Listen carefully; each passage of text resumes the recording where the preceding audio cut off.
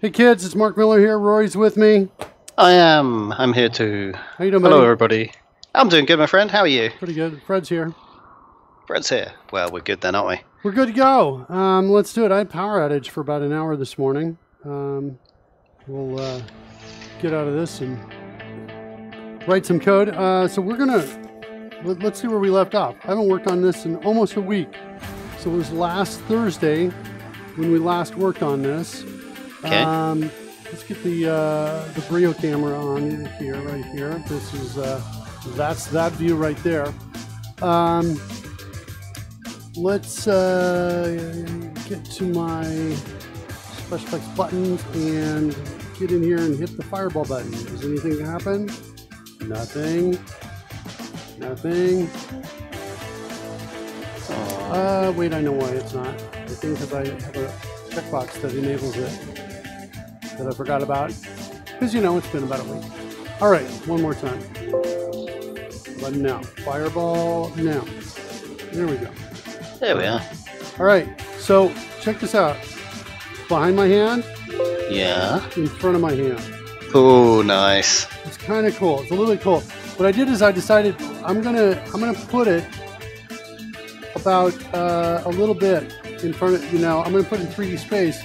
I'm gonna take a normal to my hand and stick it out about that far. So it's about 1 palm's width. And also depending on where my hand is facing, it decides whether to put it on the front plane or the back plane, is what it's doing here.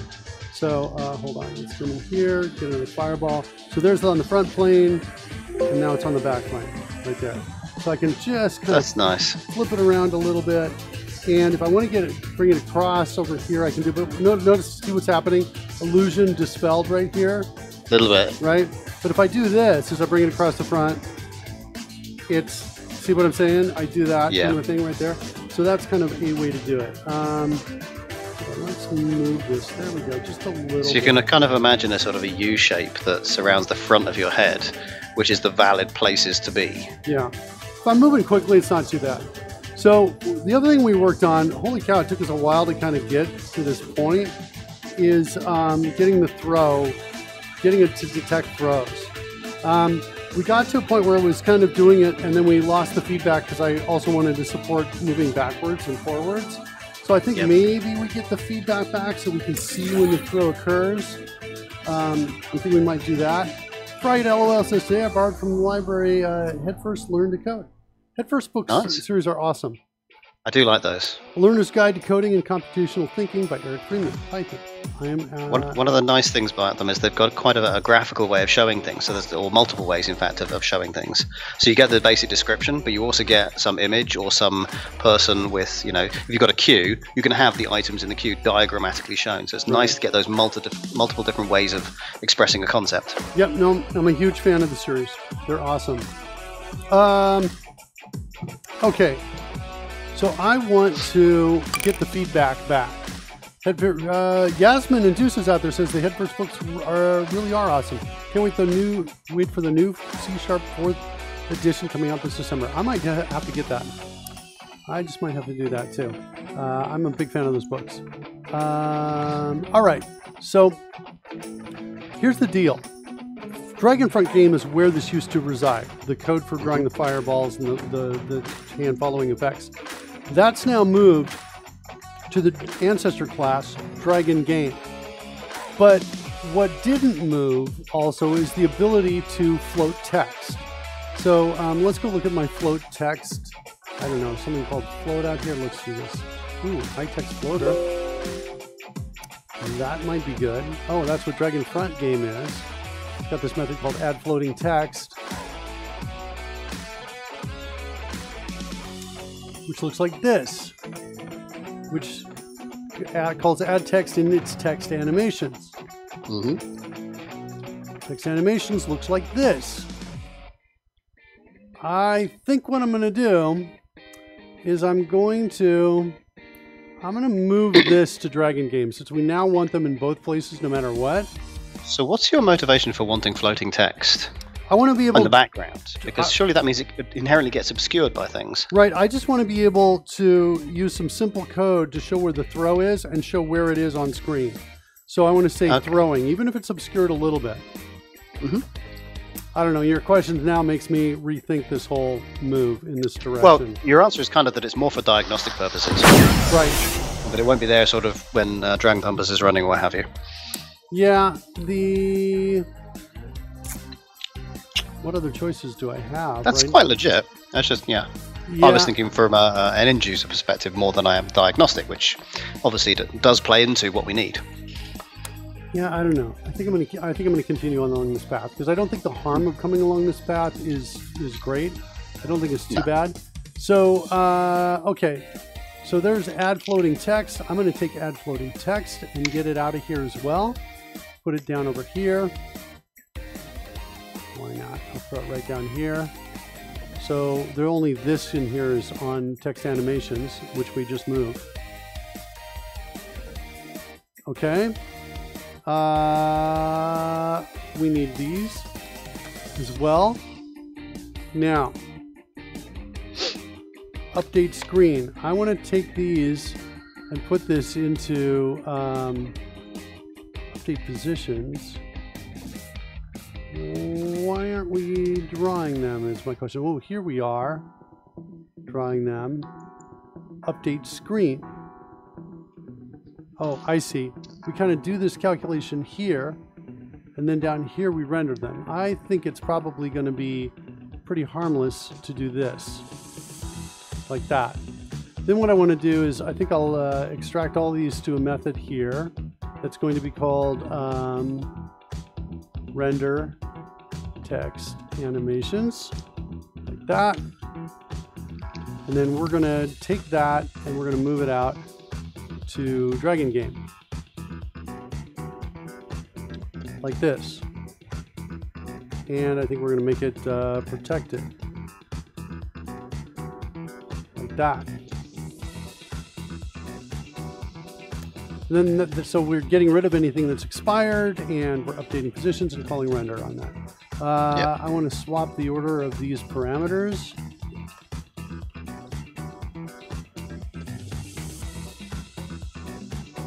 Like that. So there's render text animations in update screen and Dragon front game. In Dragon back game, we need to do the same thing. Let's go find that. Probably faster to use Code Rush. DBG for Dragon back game. There it is. And we want to make that call from our render, whatever our render method is inside of here.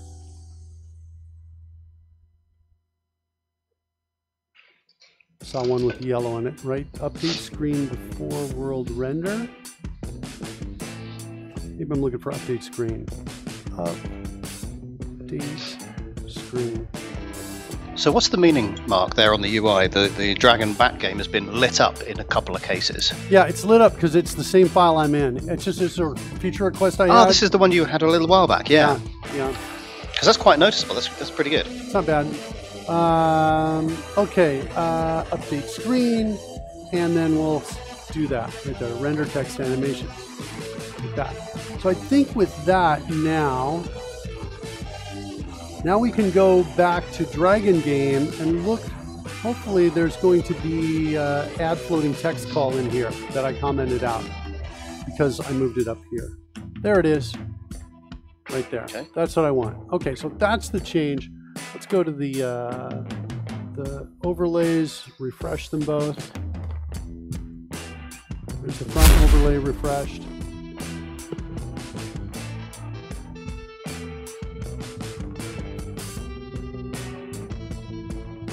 There's the back overlay refreshed.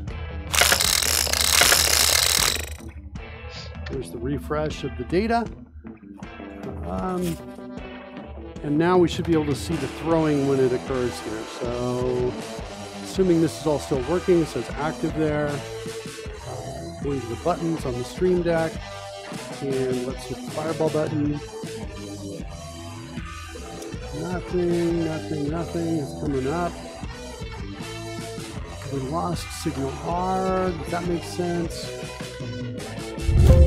No, we're still getting connection here. Let's turn that off and toggle that back. Oh wait, something is not finished refreshing. Looks like the front page still has scroll bars on it. There we go. Let's see if that's any better. There we go. All right, so now we want to look for a throw. So I'm expecting like a little toss to trigger it.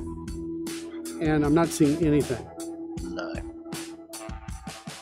Guess we have to go back and look at the code for throwing. Oh, wait, wait, wait. I think, hold on. Hold on. Toss, throwing up. We only get one toss. Because I wrote code to set a flag that said, okay, we're tossing now, so you don't have it in your hand anymore. Right. I think we're kind of okay. All right. So now what I want to do is I want to go into my D&D app right up here, and we want to figure out what's going on when we do the throw.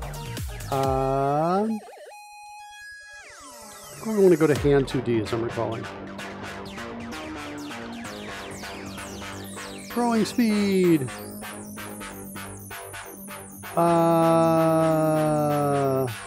Got some cool booleans here. Is fist, is flat. We did those as well, I think, on, I want to say Thursday. Were you not with us on Thursday, Rory?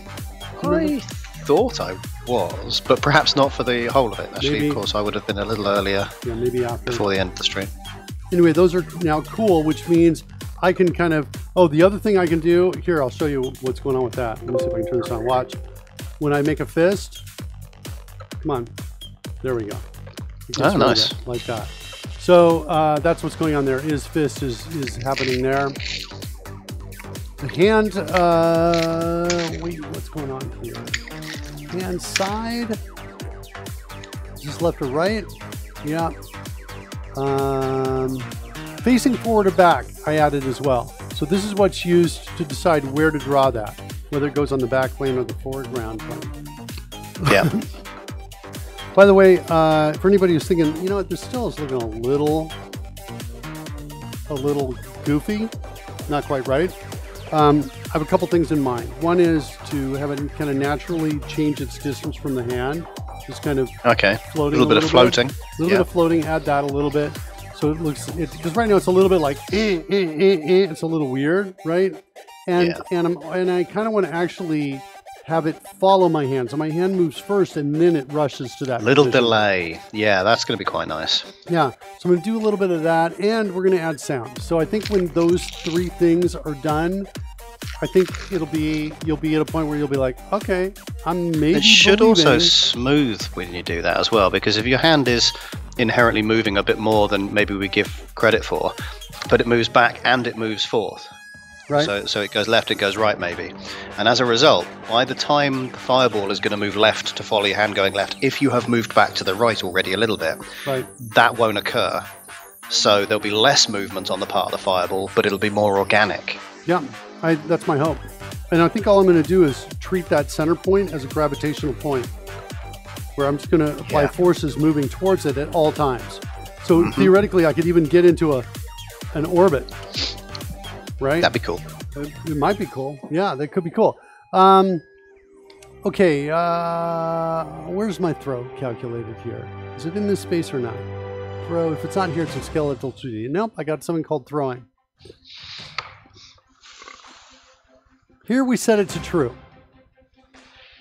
So this is work that we kind of were midway through before. But the idea is that when the throw occurs, we create a virtual object in three-dimensional space, give it the velocity, and we just track it. And ultimately, we'll try to catch it as well. So try to get a throw from here and a catch to there, like that. that could be like also over the top in terms of selling this. People will be like, what? So we're basically what we're doing is we're trying to take a somewhat challenging problem, right? Almost, you know, I like doing things where people at the first glance are like, that's impossible. You can't actually make a live fireball in your hand. This is clearly crazy. You are smoking something you shouldn't be. Right. That could be it. And or it could just be this show. And that's what I'm trying to do is I'm trying to get it. We're just trying to attack it with as many solutions as we can, right? We're trying to attack the problem from the point of view of sound, from the point of view of believability, like what's in front, what's behind, right? That sort of thing. In other words, when it's behind, that's when things start to look a little bit impossible to me, right? Because the clean lines between the fingers and the fireball behind are cleaner than you'd ever get with today's technology of green screen, right? In other words, you know, are we green screening? You know, when I say green screen, what I mean is identifying where the fingers are and then cutting that out of something that would be on top, right? Yeah. I don't think it occurs to people, wait, you've got something behind, especially, you know, in the way I'm going to do it is I'm going to do it over here. I won't do it here. So I'm never going to draw it between my face. You know, if I'm doing it right, I won't draw it between my face and my hand because we can't do that. It's going to. That's right. You've got two moving components. You've got your head and you've got your hand, and they're both being drawn on the same plane because the camera's only got that one plane to draw on. So you want to avoid that use case where possible. Yep. Now I've got this thing called instance index. That's called by Throw. So Throw, check it out. Throw does this. If it returns a non-1 number, it's calling add instance to world. And world is going to give back this num instances created index. It's kind of like this unique indexer for the session. Yep. Okay. Excuse me. And that's what's happening. So now we've got these instances in the world. I really don't want to get wet with pudding today. I don't want to when you've got instances, you add a bunch of pudding.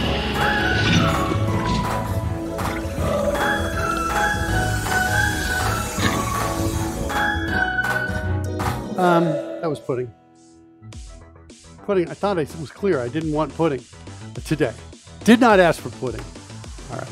Welcome, pudding. Glad you're here. Karen says, I want pudding. Hello, Mark and Rory, savior of all streams. I don't know. Today we're kind of like Do you ever get the feeling we're being put on this platform that somehow we have to live up to, and the chances of us managing to seem a little less than, I don't know. Less than 1. Yeah. Putty loves you too, Karen. There we go. I love Putty and Putty loves me.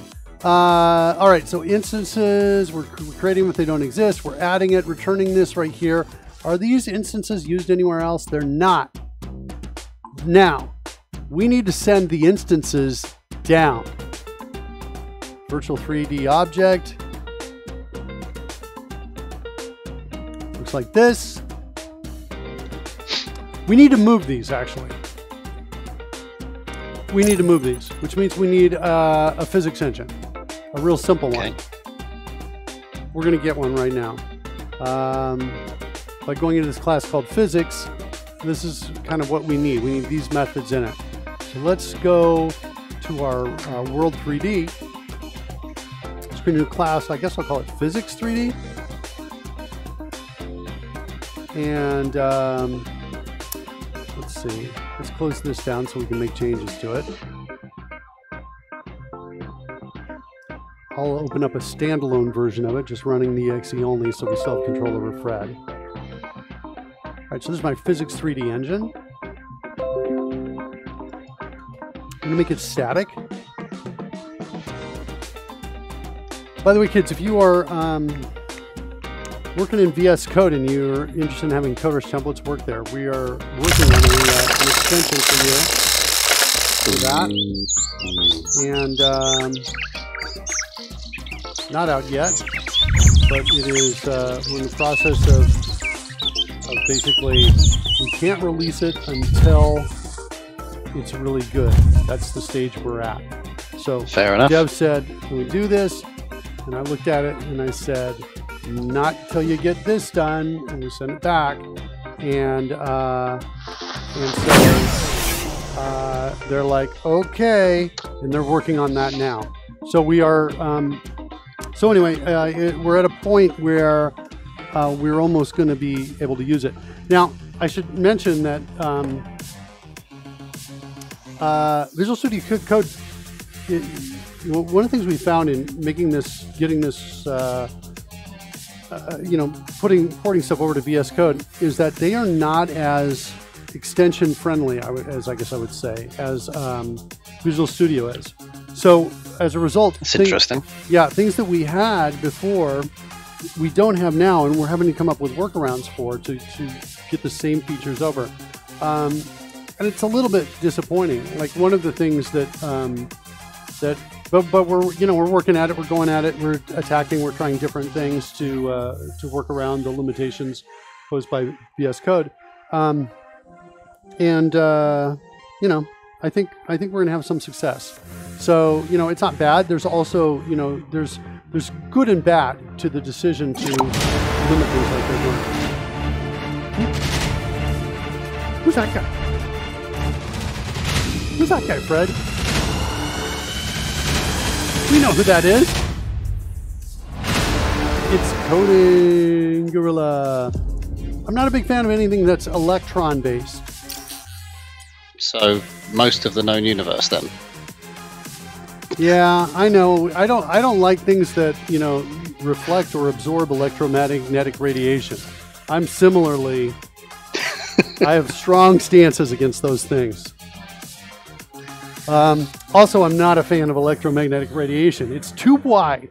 It just goes too far in both directions in terms of wavelength. All right. Sure. So we need something like this. We need some stuff like this. I'm just going to copy this. I don't know. Is that what I want to do? Copy this. I'll come over to our D&D app and our Physics 3D. I'll paste that in. And let's just kind of build these pieces at a time, piece at a time here. So we're going to have a method that returns, should I work with doubles? Why not? This is going to be called meters to pixels.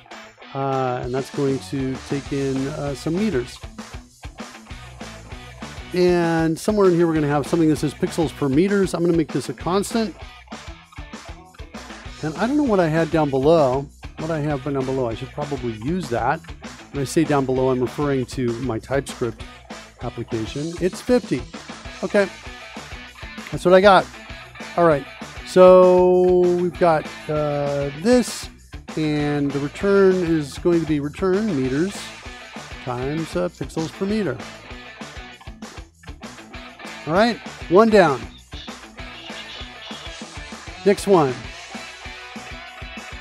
Got this, and we've got a pixels 2 meters now instead.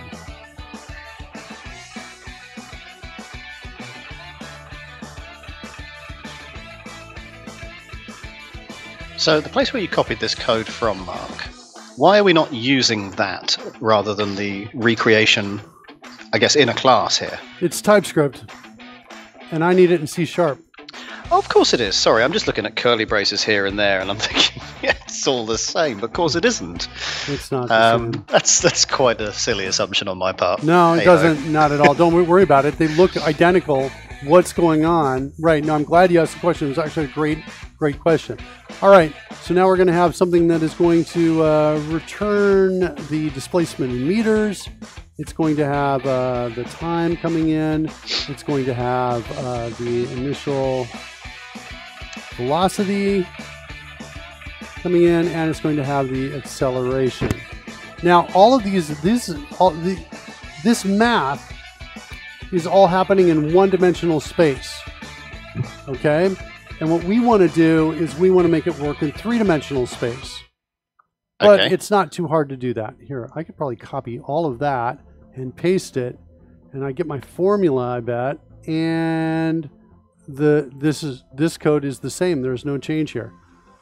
I'll just do a 2.0 there just so it's very clear what's going on. All right, so that's cool. TypeScript is just the same as C# in terms of that return right there. Let's do the same thing here. So the MD gives me a method that returns a double. VD is going to give me my time. VD again is going to be a variable of type double again, and this is going to be my initial velocity. I'll just drop a marker there, come down here, copy that, jump back up, paste it, and then we're going to have also another double here called acceleration. Okay, and I'll just copy this code down here too. That'll give me my nice sweet formula that's using a coder's feature that does math, that supports math. MathML in comments or latex math comments. Get drop time in seconds, and height, maybe we'll just call this distance, meters,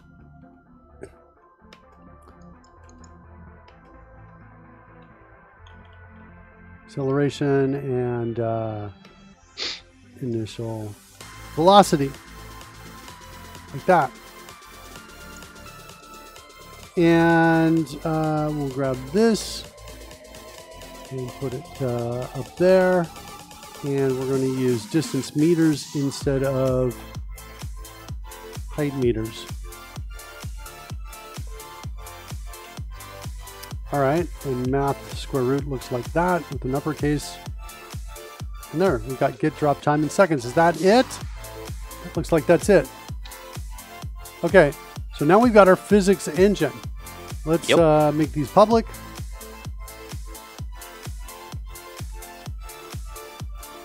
Cool. We've typed file. It's my physics 3D. Well, it's actually, in fairness, it's physics 1D. Yeah. I'm going to just change it to physics. I think I kind of want to create some extension methods for vector to allow it to kind of give me the 3D math that takes care of this. Because basically what happens is we're going to need to make calls like this, or maybe this one down here. Let's get them C#, adhering to C# naming conventions. We're being, again, public methods with a uppercase letter. We'll make calls to these for each of the 3 dimensions, X, Y, and Z. That's what I'm expecting to have happen here. All right, so now we need, I think we need an update method right here. So it's going to be method, we're going to say update positions. We're going to just update. We're going to pass in a time, like that. And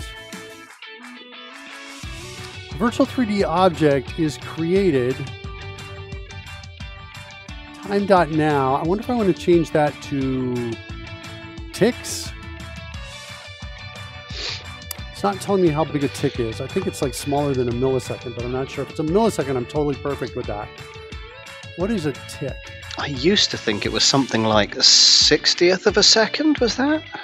Where am I getting that thought from? No, I don't think it's so. I think it's smaller than that. Let's go see what a tick is. How long is a tick? How long is a tick? 100 nanoseconds. Yeah, all right. There are 10,000 ticks in a millisecond. Okay, that's quite a few. All right, so we're gonna. I want to do the time down to milliseconds. So I think I'm going to say divided by 10,000, divided by ticks per millisecond. 10,000, like that. Now, Mark, down in our TypeScript, we've got a convention, at least for part of it, that says when we're measuring time, when we have duration, we actually have an ms suffix for milliseconds. Are we going to use that here, or is that not so much of an issue? You mean like that? Yeah. Absolutely. Because I know that we do have other times where we previously were using seconds, and of course the two met up, and it was like, oh, hang on, whoa, they can't be done without a bit of a multiplier in place. Okay, I've got to, let's see.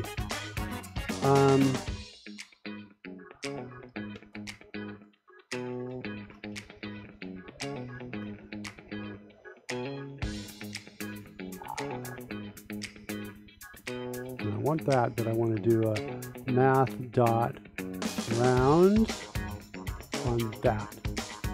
So I think that's what we're talking about. The long is we just need an integer, right? And a long is an integer, C# long. It's a big integer. Yeah, is there a bigger one than that? Int64 is bigger, or no? Or is it Int64? I think Int64 is the larger, because big int. Michael Jolly is in the house. Hey, Michael Jolly. How you doing, my friend? Int64. Name can be simplified. Is that going to give me a long? Is it going to go back here? Where does it simplify? Yeah, it's a long. All right, fine. So that's what we're going to do. We'll make our creation time in milliseconds be that. So we got plenty of time there to deal with that. Then when we come in here, we're going to say this time is equal to time ms. That's going to be my update call.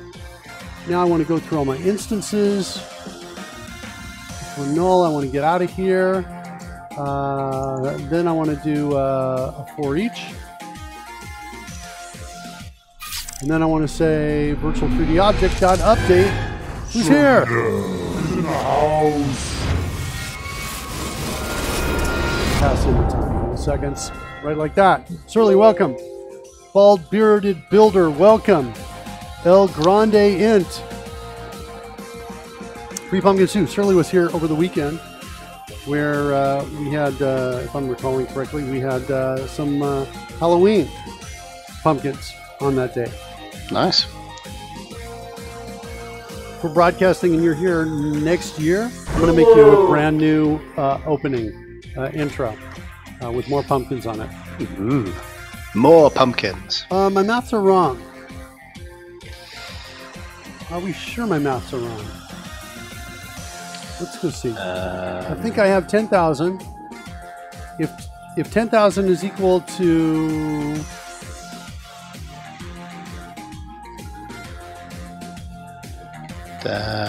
so we're trying to get the number of milliseconds. We know there are 10,000 ticks per millisecond, so we take ticks and divide by. I think it looks right to me. Should be multiplied, not divide, he says. I don't think so. 10,000 so ticks. Let's say it was 1 millisecond was the actual amount of time that went past. That would be 10,000 ticks. So we'd take the 10,000, divide it by 10,000 ticks per millisecond, and we'd arrive back at 1 millisecond. Wouldn't we? Yeah, I've got. So wait, Coding Gorilla is saying this, not Surly Deb. I thought Surly was saying that. Yeah, no, you're right.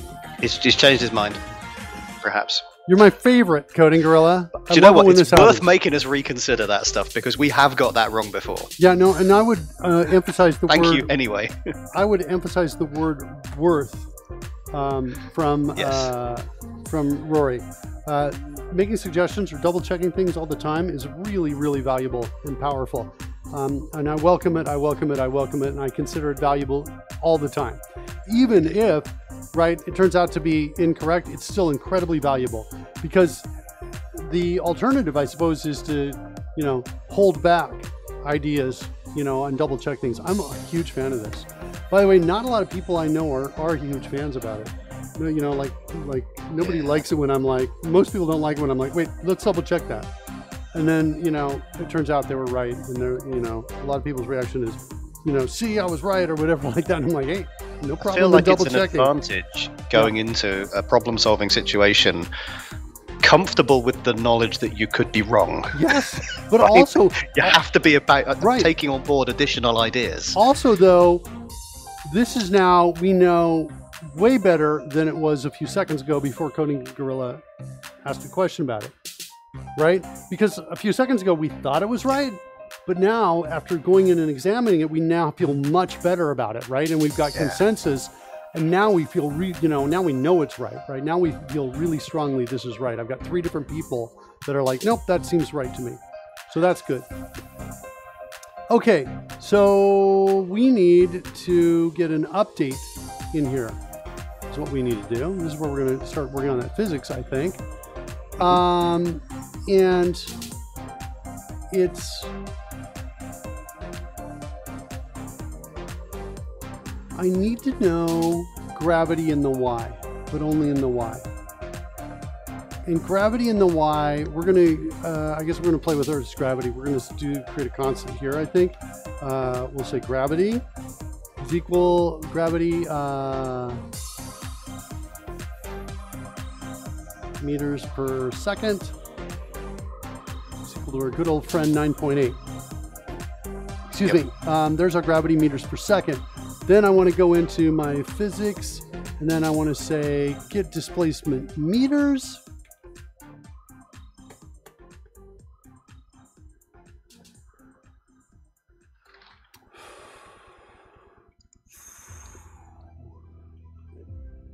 I think I want to change this to start position. That's my start position. Is what I want to do. Oh, virtual 3D object. Yeah, I'm not sending this down, so that's okay. I can make whatever changes I want here. This is my velocity vector, and I'm going to change this to initial velocity. Like that. Are we setting this anywhere? Okay. Yeah, we're setting it to the throw vector velocity. Sweet. And then now what I want to do is, I think the call I want is to be, I think I want a current position vector. This is good. You've got a start position, you've got a start velocity, and you've got a creation time. So what you're doing is you're going to have a calculation that based on the current time is X different in all of these three things from where we started. Yeah. So it doesn't matter when you evaluate it, right, or how frequently. It's when you do get around to evaluating it, you have all the components you need. You don't need to refer to the previous iteration, just to the start point. Yeah, that's what I agree with. Here's what I think I want the code to look like. Get current position. I want to call it position. I want to call this on the vector, the start vector, and I want to pass in the initial velocity, and I think I want to do time ms minus creation time ms, and that's what I want the call to be. What do you think about that as a call? Well, I need gravity as well. Yeah, so you've got your initial velocity, you've got the length of time that needs to have, that effectively the force has been acting on that initial velocity, and you've got the force itself, which is gravity. Yeah. You know what I think I want to do? I want to say, I want this to be a vector here, and I want to call this the gravitational gravity. I can go ahead and do this, meters per second, but now I want to do this. I want to say it's equal to a new vector, and I want it to be, that's what I'm looking for, 0, comma 9.8, comma 0. It looks like we're working with floats. Right, so it's specifically now a force acting down. Yeah. In fact, is that supposed to be where's the origin as far as these things are concerned? Is it high and positive Z takes you down? Sorry, positive Y. Well, you know what, Rory? Instead of calculating that in my head, I'm going to run it. If this falls the wrong way, I'm going to come in and do that. I like that. That's a very, very effective way of getting it right. All right. So now we're going to come in here and say gravity. I don't know. I mean, this meters per second is pretty big to me. I'm just going to come over here and comment and say meters per second, like that. And so now we're going to say set current position. See if I can duplicate that. Okay, now look at this. Hold on, I want to get a, this has happened before. I want to bring this up. Let's report an issue on this.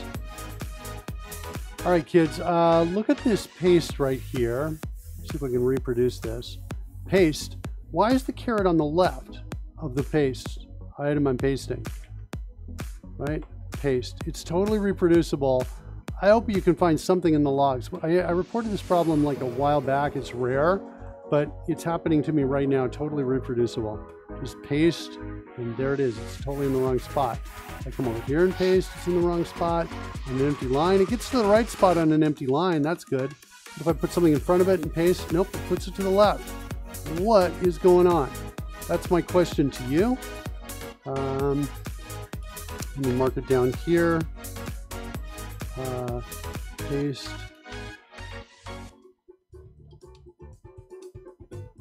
Moves caret to front of text change. See if you can find that out, kids. What is that? All right, closing that up. Okay. All right. So that's the code I want right there. Let me clear this, kill that. I want code. I want the code to look like this. Current position equals start position dot get current position. I think. So my question to you, Roy, is what do you think about that from a calling standpoint? Do you think it's like a name? Or are you good with that? Should we get current position is pretty good, yeah, because absolutely implies now, and it is physical position we want. Gravity is going to be a relative constant in this, so that's fine. So it's effectively get current position given these facts. Yeah, so that's what I want to do. Now I'm going to create a new class called. Actually, I'm going to use an uppercase C. That's going to give me a static class, and then I'm going to call this vector extensions.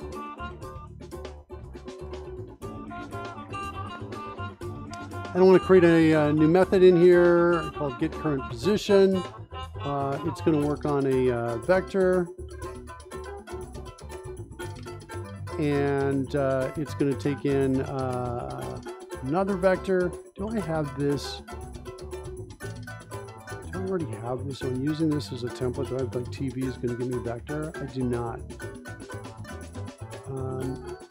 Okay, TVC. I'm right-clicking this. There's no use type of templates. Let me go check to see if this is, because I've just got a shortcut for it that I'm not remembering.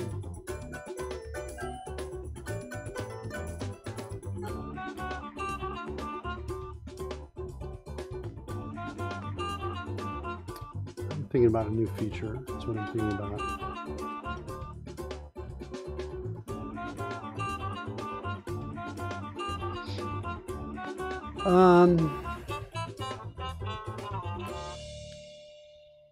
Got V3 for vector 3 over here.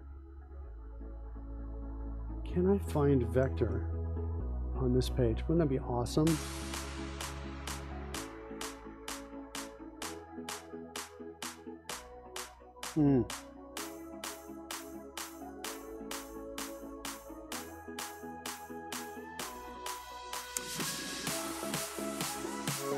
Yeah, I'm not seeing vector in here.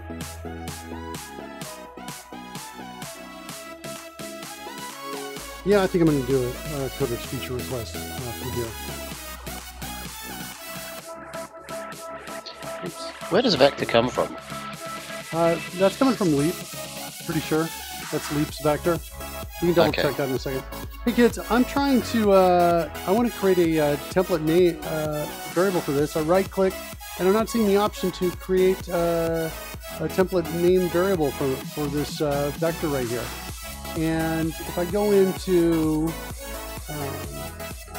the options dialog and I click on template name variables and I come over here to neutral, I got so many in here, it's really a lot of work for me to find if it already exists. I feel like we need to search. That's kind of my feature request, to be able to look, to type something in here and be able to find anything on any of these pages, including maybe another language page. So it would show you which ones it found here, but then also say, you know, entries found in these other languages as well. And then you could just click on that link and get to those entries and see them. Right now, if I come in here and I do look at my custom types, I've got a vector 3, but not a vector. This is in a different class. And so I'm looking for vector, can't find it, not sure where it is.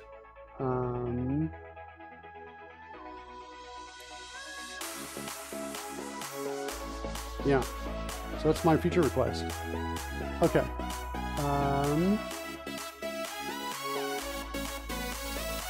Let's put that in there.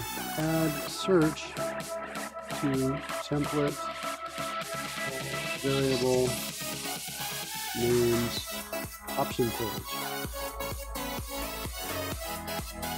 Put that in the chat. You guys will get that. All right. You can add Mark, it manually. is it not working because the this keyword's supposed to be on the left of the type in an extension method, not the right hand side? Really? I think it's. I'm pretty sure. I think it's here. this type name. I think it goes like this. Let's see. If it wasn't an extension method and you went vector, my vector, that would work. But I think it's this vector, my vector. Oh, you're right. Look at that. Tell the devs to kind of. Well, it looked like there was maybe a bug or not, but yeah, use type and templates. It would have been nice to still have the search. I still want the search. So, search is good. Yeah. So that's what I'm looking for right there. Vector. I'm going to say VC and add that. That's what I want to do. I think this syntax is right, if I'm recalling correctly. The next thing is now I want to type in a VCT. Oh no, wait, VVC like that. Why isn't it giving a comma here? And this is going to be gravity. There's definitely something wrong with that because you don't have a name for that first parameter. I thought that this was the name. Get current position has a parameter modifier this, which is not the first on the first parameter. So this goes over here, and I think you say this vector, and then I have a habit of calling mine source, but you can do obviously whatever you like. That's how it works, huh? Okay. Yeah, to be honest, I used to use CodeRush to create these all the time in CodeRush Classic. I don't think we've ported this over yet, so I was like, well, let's just do it by hand. But yeah, fair enough. I thought we could call it just this, but I guess you're right, we can't. You say don't talk to me? Is that what you said? Maybe. All right, our initial velocity is going to be a vector as well. And then we're going to have a time, which is going to be a long time. It's a duration or time, yeah. Time MS is nice. Yeah. What do you need, babe? Okay, cool. Glad to hear it. You just want to stop the show, kill my energy, just to say you don't need anything? Slow it down. Hey, can you refill that for me? Be a good wife. Take care of me. Make me a sandwich. Give me a beer. Can you do that? I don't think that. She's not gonna. She just took my water bottle. I'll never see it again. What's the wrong here? Vector's not contain no accessible extension method. It needs to be public. How's that? That. Convert from double to long. This is going to be a long. All right, that's not bad. We've got at least now the piece we need declared correctly. Thanks, Roy, for your help on that with this. Okay. I should point out that my knowledge is not universal. I just happen to have a copy of Google in front of me. That's perfect. Thanks, Dave.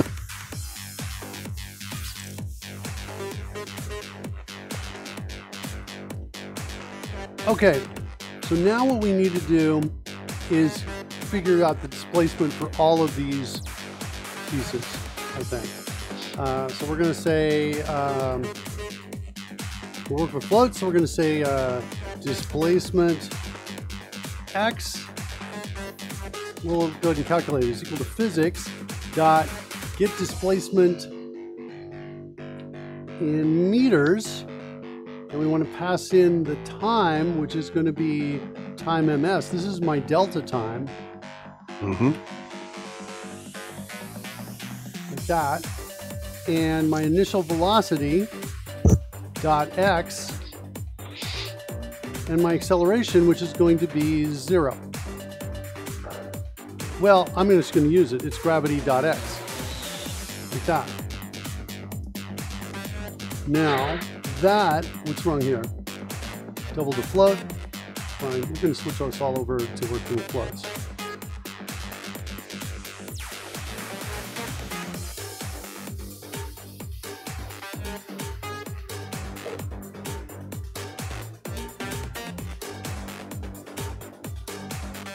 time is going to be... Yeah, we're going to do the float. This time should be in seconds. Okay. All right. Yes. Good point.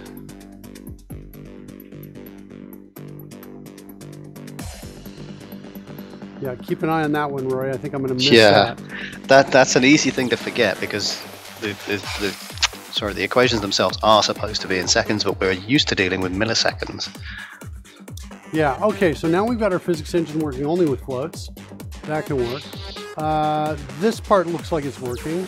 Let's duplicate this. Except that's a delta in milliseconds, and it can't be. There we go, delta in seconds. So we're going to do a delta seconds. That is equal to delta time milliseconds divided by 1,000. Yeah. All right, do you agree with that, Rory? That's good. And we're going to need to cast this to float, I think. Like that. That should work. How we doing? No? Oh, must be a constant? Like that. Okay, that's the problem. Okay, did I need the float? Looks like I didn't need the float. Just another problem. Okay, so delta seconds is now going to come in here. Now let's duplicate this. There's my y. And let's change this y and this x as well. Duplicate it again. And good, we got the z. So now I've got the displacement for all of those. And now I want to say, get the current position. Does this return? Yeah, it's got to return a vector. So we're going to say return a new vector. And we're going to pass in the original vector position plus displacement x, y plus my displacement y. I should be able to select this and duplicate it. There you go. And get the rest. Okay? So get current position is now going to do that.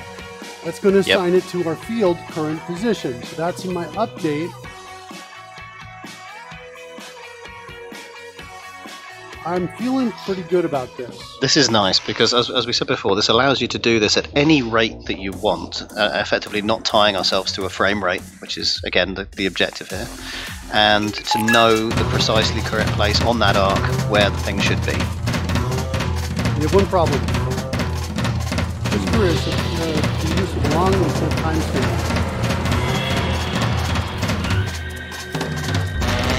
I don't know. I just wanted some. I wanted a counter for milliseconds. That's what I wanted. But in fairness, you know, it's a great question. I'm now thinking. I think it's regularly easier to use the long because otherwise you've got to construct a time span. Yeah, but it's also we're basically saying our accuracy of our our equations is going to be granular to the depending on how close the time is to that millisecond, right? In other words, between millisecond kind of options really won't be there. So in terms of accuracy, we're going to become less accurate as we get closer to the the time. Right, because duration, although more complicated, could store things down to the tick level. Yeah, we've got another problem too. It's just occurred to me as we're getting displacement in meters, we need to come back and say, meters to pixels, right? Yeah. So there's this conversion back. That'd be good. That could give us some wildly weird results otherwise. But realize that when we're dealing in the 3D space from the LEAP motion detector, right? We're dealing with this space out here. This isn't really even pixels. It's in something else. It's in these kind of universal LEAP coordinates. So this conversion, whatever it is, this meters to pixels conversion that uses this pixels to meter piece right up here, we may be changing this number to kind of get this to kind of fit into what we want. So that's kind of what's going on here.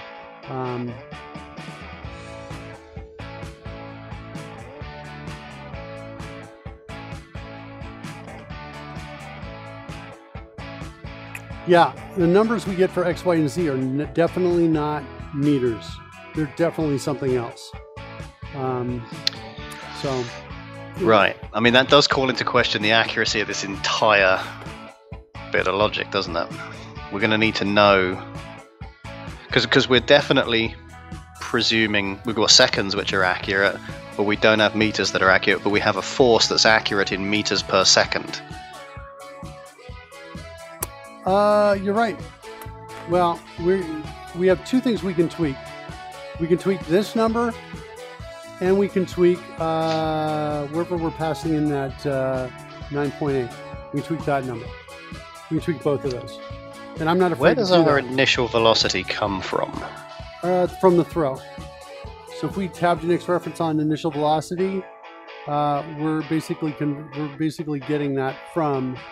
Yeah. So I know. I love your question. What's the unit? What are the units of that? Right? Yeah. I don't know. But I'm not afraid to tweak the numbers because it only has to work in this space right here. All right. So let's look at update needs along, which is our time in milliseconds. And I think since we're not calling in here anywhere, I'm just going to change this to along as well. You know, so I'm not too worried about it being along. I don't think we're going to see really any evidence of any problems. I was just thinking milliseconds. How many milliseconds is it apart? That's what I'm doing. But yeah, I could do it as well. I could send a date time inside of here. Let's play with that. Like that. Let's pass in time here. Update. It's going to be time. This is going to be of type date time. And now what we want to do is we want to say creation time. We're going to mark this as a date time. Mark, I'm reading some documentation for the leap motion suggesting velocity is measured in millimeters per second. That's awesome, buddy. That's a great find. Cool. So creation time, I'm just going to come down here and say DTN. Yeah, it simplifies the code, Smoothie. Good idea. So then creation time was that. And then now, what's it looking for? Delta time in milliseconds. So we're going to say the current time minus creation time, put parens around that, and then say total milliseconds, right? That's what we're passing in delta time ms. But, you know, why not just say it's delta time in seconds?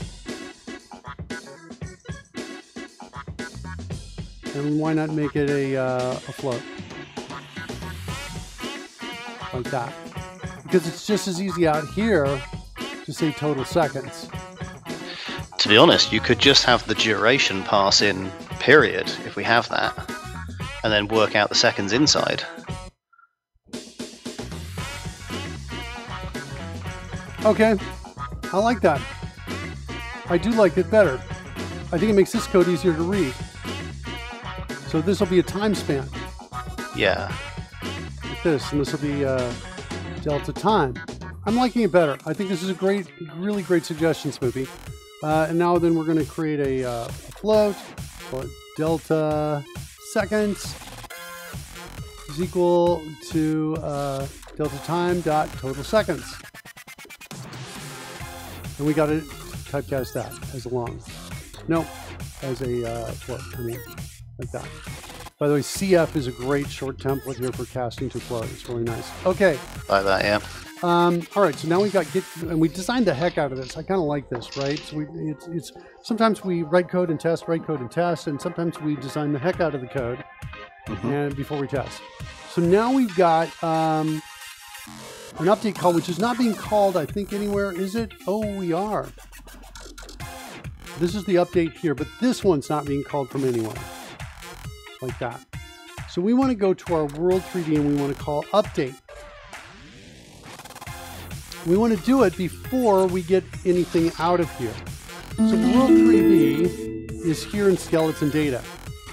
Got throw, world add instance. All right, where are we calling the Hubtastic base station update call? It's not called from here. Let's go into our Leap device. We're calling it here. Here it is, right down here. Okay, so when we throw, we call system media sounds, system sounds beep when we play it. So we're going to make a little sound when we do the throw. You hear the little dung dung kind of beeping sound. We're going to send the data out. I think what we need to do is we need to say, before we send the data out, we need to say skeletal data 2D dot update virtual objects. Like that. So again, if you're kind of wondering what's going on, when I do the throw, when I throw the fireball, we're going to create a virtual object and we're going to give it a velocity and we're going to track it through space. And hopefully it'll all, that's what our goal is. And while it's not in a hand, it won't follow the hand. It'll instead follow the virtual object in space, which we're tracking in 3D, and we're going to have to map it to 2D and send the 2D map down with the skeletal data. That's ultimately where we're going. So we're going to call update virtual objects. And let's declare that. And then we're going to say world dot update, and we're going to pass in the date time like that. And I think that solves that part of the problem. Now, we also are going to need a timer, because I might throw and the hand data for whatever reason may not, like I might throw it up and then bring my hands down. Once I bring my hands down out of screen, we're not getting any more hand data from the Leap Motion device. And when that happens, I still want to have the thrown object continue to move. So so what I want to do, so funny, like while I'm saying this, Roy, I'm thinking, oh, this seems really advanced. I wonder if this guy will be able to do it or not. And then I'm like, wait, that guy's me. Yeah, okay, so we're going to throw that out. Let's try and stay focused here, kids. I'm talking to me on that. So we need a timer. And we need a timer once we start throwing something. So I need to find out when throw is first set to true. Check for throw, here. So check for throw is there. I think this should return a bool. And then we're going to say this is going to be a return true right here, and this is going to be a return false, like that. Okay, so check for throw. Now I want to do something like this, I guess. Need timer, so false. Then we're going to say if check for throw, then need timer is equal to true. Then down here, we're going to say, hey, if need timer, we're going to say create timer if necessary. So this is going to, or alternatively, should I just create a timer flat out?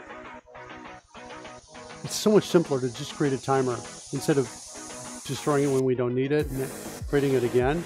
From a performance standpoint, that makes sense, but I think my machine can handle it. My machine is like, you know, oh yeah, throw more code at me, Mark. All right, maybe I'm going to do that. Maybe I'll come in here and I'll say, I'm going to get rid of this, get rid of that. Not going to do that. I'm going to create a timer flat out. That's what I'm going to do. Now, we are in, we're not in WPF here, even though it's connected to a WPF app. So I think what we need is inside threading, system.timers. That's where I want it to be. And then we need to have a, I'm going to have to look for help on this. There's so many different timers out there. C# system.timer example. Do we actually have to make a timer just to get the time? I want something that comes in and triggers. We need to update. We need to update. We need to update. Oh, so it's the recurrent aspect rather than what is the time. Okay, yes. Yes, that's what I need to do.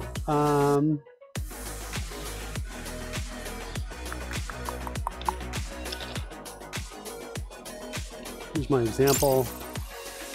The timer to get the time.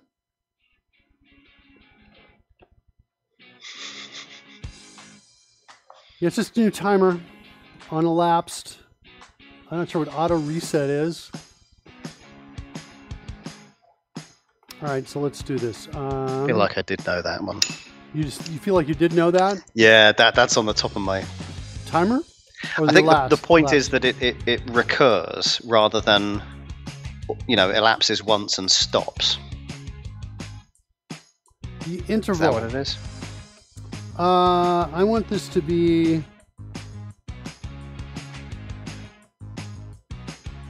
I want to say at least 30 times a second. And let's declare that. That should be actually, the interval is probably what, an inch or something? What is it, a double? Okay, so we're going to create a constant to type double, call it FPS30, and that's going to be equal to 1000 divided by 30. So that's going to give me my 30 frames a second. Okay, if my math is right. In milliseconds, yeah. Interval in milliseconds.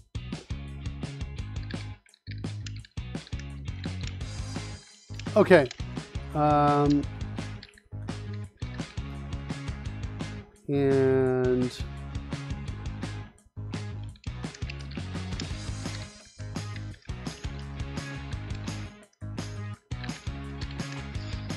where is the I don't understand why I'm not seeing the event on this. Elapsed, did I miss it? It's not here. Have you got events screened out of the IntelliRush? Nope. I'm not seeing it in Visual Studio either. Add items from unimported namespaces. Any properties.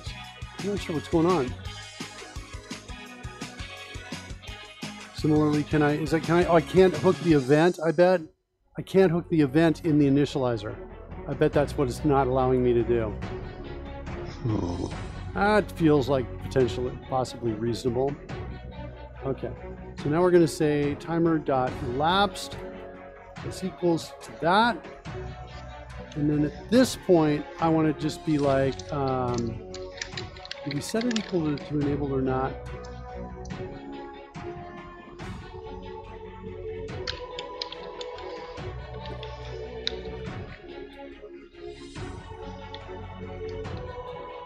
Like that.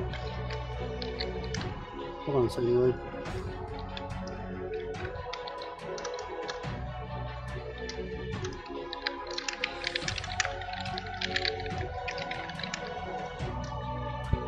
Okay.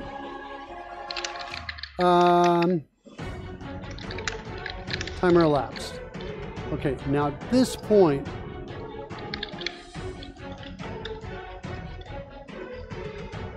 I think we want to say, hey, if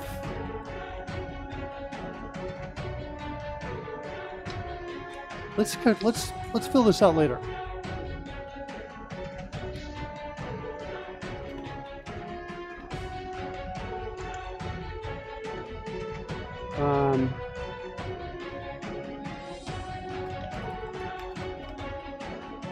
Okay, but soon. We're going to deal with it soon. I need here in update virtual objects. We need to go through and we need to go through all of the instances. If world.instances equals null, then we're going to, I think, return. I think we need here in skeletal data, we need a list of the objects we're throwing. Okay. And I'm not sure if I created this or not.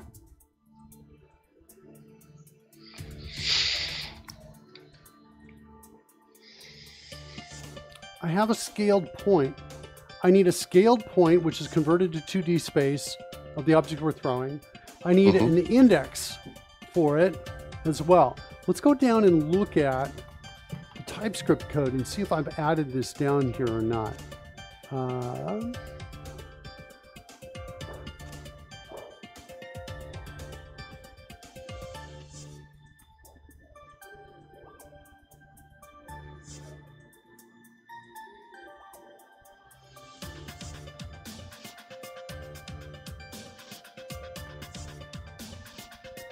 Looks like the answer to that is no.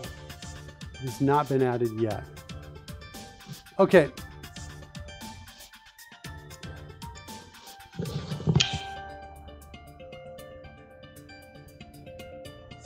All right, so what we need to do is we need to create that class. So we need a class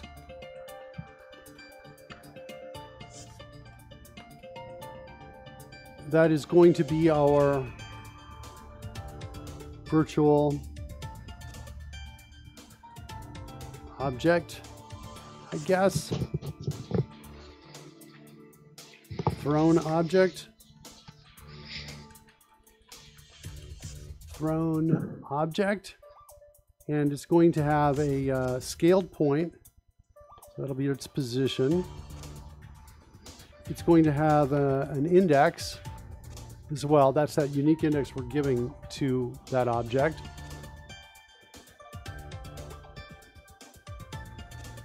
And I think that's it. I think that's all I need for thrown object. So let's move type to file. And let's go back to, let's just pick up our markers here, right here. So now we need inside of here in skeletal data through 2D, we need a list of these.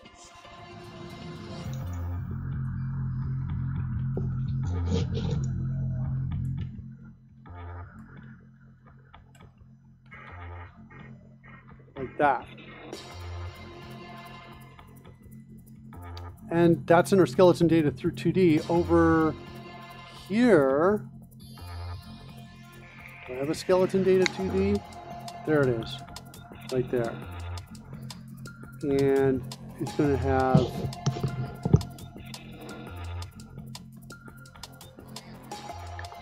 thrown object, thrown object. Let's go find that. That's over here. Remember that template 2JS we created? There we go. We just built that code for me based on that class we were in. Okay, so there's our thrown object. It's got a position, and we've got these thrown objects that we're bringing down. All right. Looking good? Yeah, well, maybe. We'll see. There they are right there, thrown objects. So now we're not doing anything with these, but in the update virtual objects, I'm suggesting that we do something like this, set it to null here for every call. And then if we've got some instances,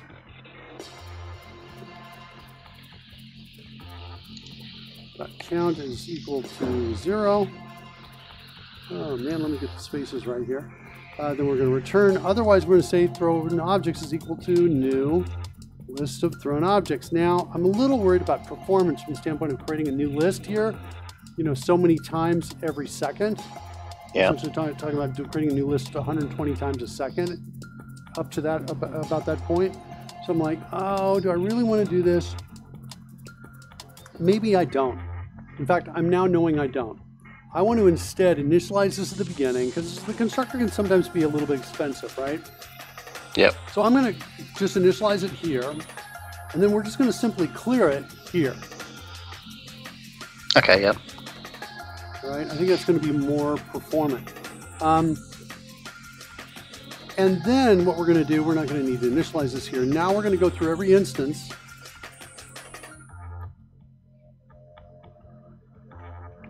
And we're going to say thrown objects dot add virtual 3D object dot current position dot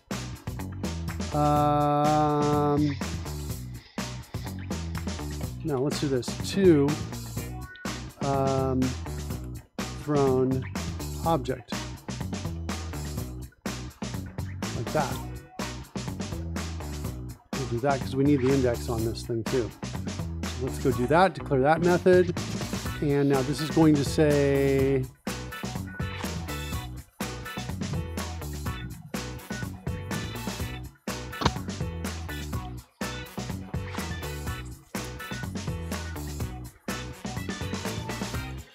I wonder if I want to have a thrown object here. Set it equal to new thrown object, like that. And then if I want to say, so instead of just creating this every time too as well,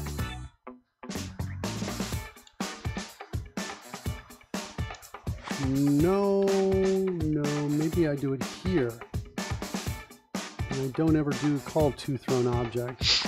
And so here I say thrown object dot index is equal to index. And now I'm not liking the fact that I'm storing this in two different places.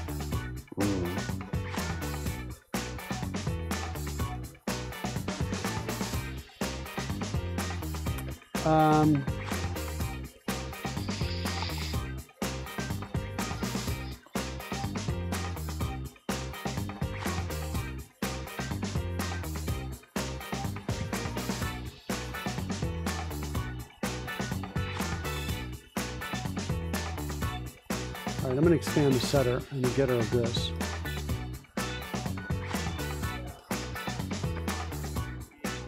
I'll do this, but I'm going to get rid of that and instead go to the index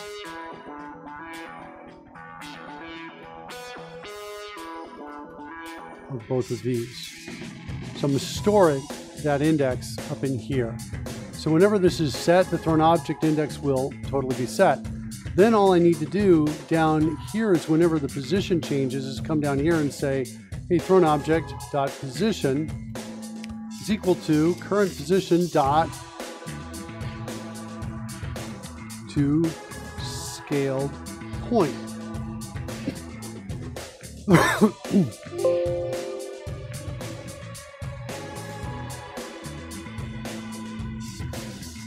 And then we're going to go into vector extensions.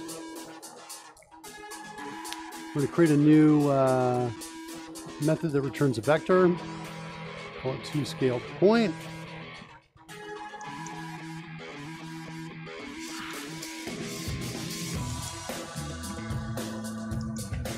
And then we're going to say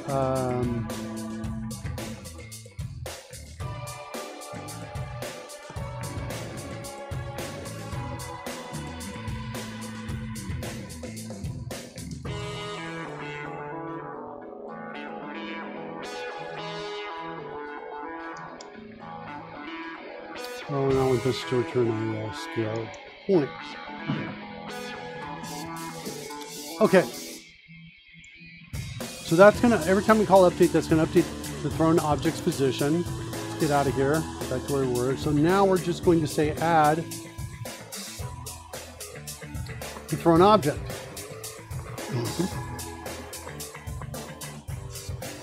Good. And I feel like that's now got all the objects that are being thrown. Now let's go switch over into TypeScript. We're not using those yet. Somewhere in here in hand 2B though,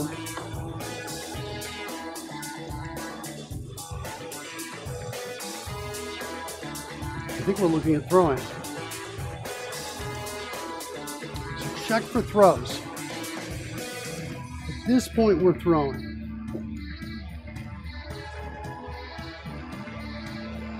The hand following data is the data that we're storing with the sprite that represents the fireball.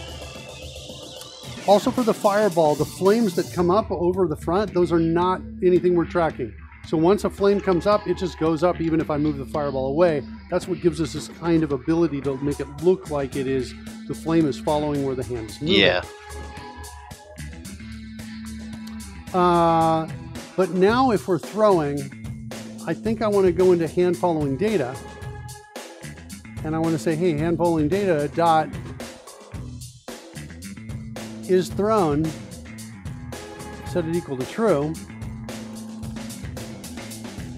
And then I want to do something like the throwing index, tracking object index. Oh, cool. I've got one. Is equal to hand dot, what do I got? Throwing object index. Sweet. Okay. Yeah, this whole thing, this is like a week of, you know, inserting a week between development day 1 and 2 is a little bit tricky. But I'm like, oh yeah, I was thinking about this. I got the name here right here. Yeah. So do I need, I guess my question is, do I need is thrown to true if, like, say, for example, my tracking object index had like an initialization of -1, which it looks like it totally has. So sure. So that in all circumstances, you can derive the same information from the fact that you now have a thing you are tracking. And you wouldn't be tracking a thing unless it had been thrown. Yeah, if I've got that index, then we're now throwing it. So now the only way that doesn't work is if for some reason you start tracking a different kind of thing later. Okay, so I think it'll work. I think it should be fine because I don't think we have any plans for that. If we were going to do that, we'd rename this to sort of thrown tracking object, and then we'd have another tracking object for whatever that other thing was. All right, so now update tracking effects. It's really, this is just going for the first sprite.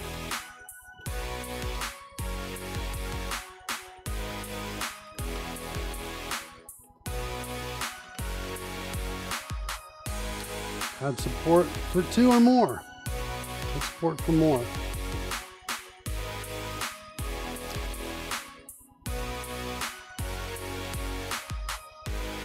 One of the things I like to do is be very explicit so I can bind my comment to the code in case these two get separated later. Yeah, and it does happen all the time. You sort of move your code down, you don't necessarily think of it as being attached to the comment. Now that because you've got something embedded in there to talk about exactly what you were referencing, that's all good. Yeah.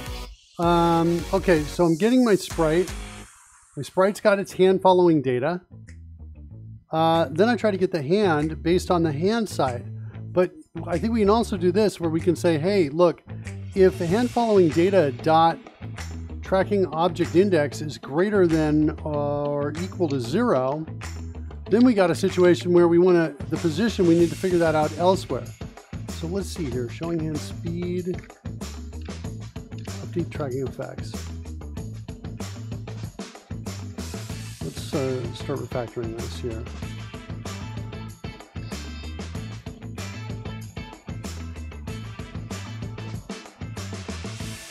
Okay, get virtual position from index. This is the, oh, look at this. We've already added the code right there.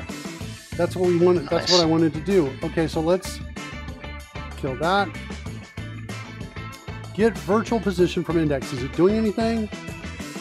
It's not doing anything. Not a great deal, no.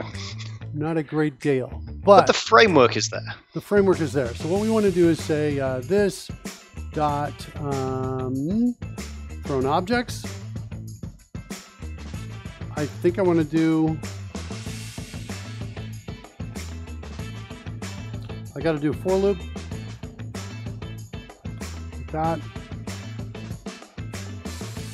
I might do something like this. I might say, hey, look, if not thrown objects or thrown objects dot link is equal to 0, then we're going to return this like that. The reason I didn't do a for each inside of JavaScript here, which is normally my preferred way to do it, is that any return statement in here isn't going to, oh, I wonder if that would work. Could I do that? If I said return the result of this. Any return statement of here just gets out of the for each and it keeps looping. So I kind of want to get out of there faster. John Calloway, good afternoon. All right, so here we go. Skeletal data, thrown objects. I want to say, hey, look, if this thrown objects of I dot index equals the tracking object index,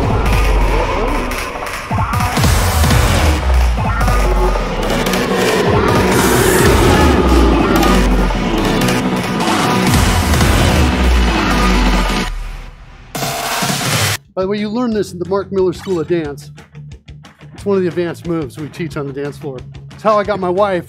Used the Mark Miller School of dance moves on her. That may not be a true story. How's the AR going? It's good. I'm arguing that this is a special kind of AR. It's augmented live video is what it is. A little bit special here. All right. Well, we're about to test to see if I can actually throw. I think it's going to go miserably poorly. Is what I think it's going to. I think it's going to be like. Well, we still haven't adjusted for the units of velocity that Leap Motion has. Oh, you want to guide me on that, Ari? I think we just multiply by 1,000 because there's it's millimeters per second that it'll give it to you, and we want it in meters per second. All right. So 10 millimeters to the centimeter and 100 centimeters to the meter. Let's go. Or actually, it'd be divided. Remind me to do that before we test. Let me finish up this. So now I'm going to say, hey, look, here is, if this index matches, then I'm going to say return that dot position. Okay?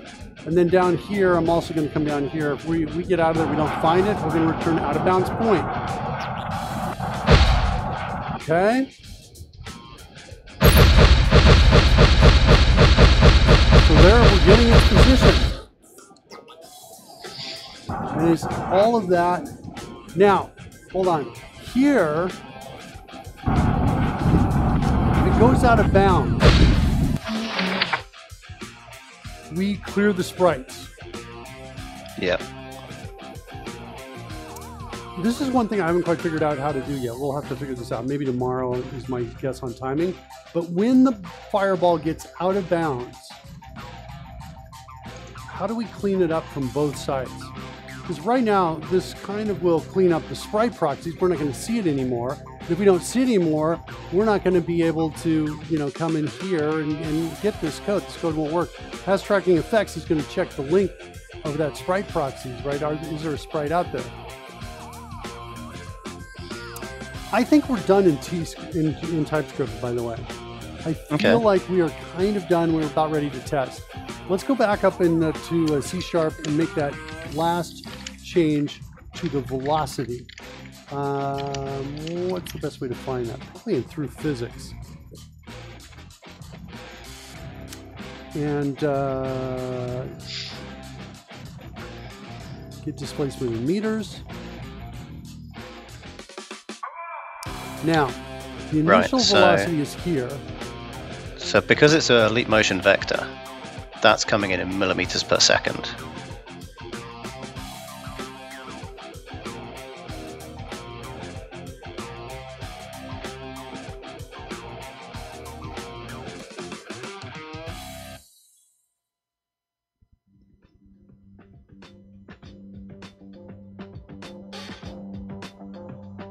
Here's what I think I'm going to do.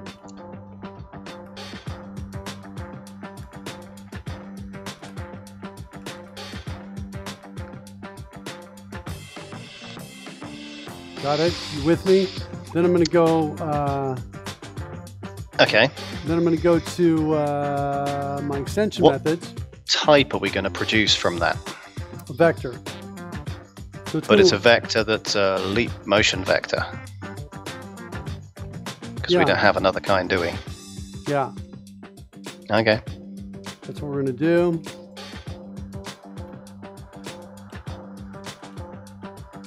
And we're going to say return new vector. And we're going to pass in I'm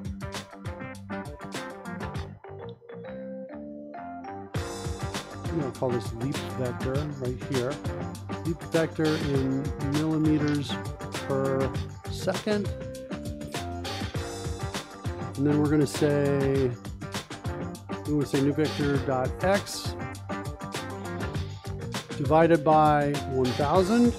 Yep. You with me? I'm going to select this whole thing here, shift enter on it, Coders builds the rest of the line. Gotta love that. It's good. I might do this as well.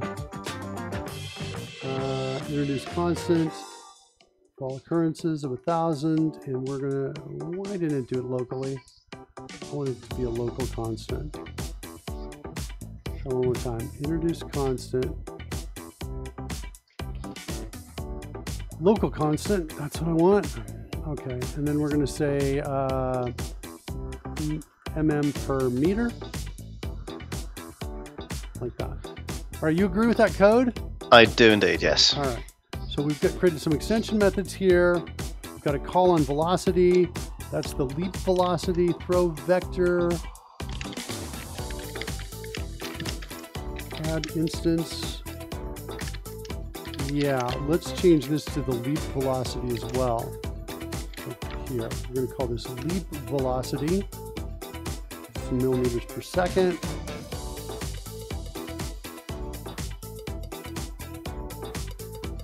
All right. Dare we try it?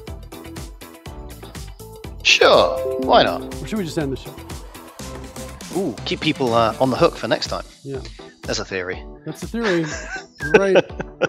You're right, sir. Let's refresh the overlays. Refresh a lot of these here. Hold on a second.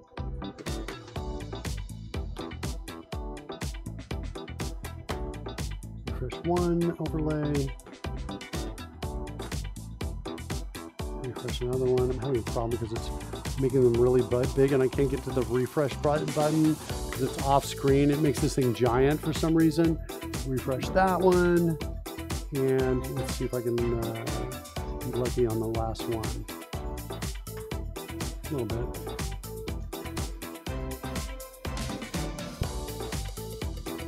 Okay, so I've got those right there.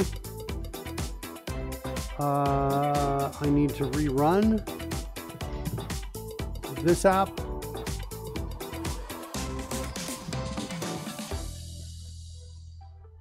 Oh, we're not setting, when we update, even though we're updating position, we're not actually going back and calling the signal-r command to send the data down. Oh, okay. And we need that somewhere near where our timer is, which I think, is it in world? No, I think it's in skeletal data. Get a timer here. There it is, right there. The timer elapsed. Oh yeah, we're not doing anything at all in timer elapsed. So we kind of need to do that. Let's bring this up here.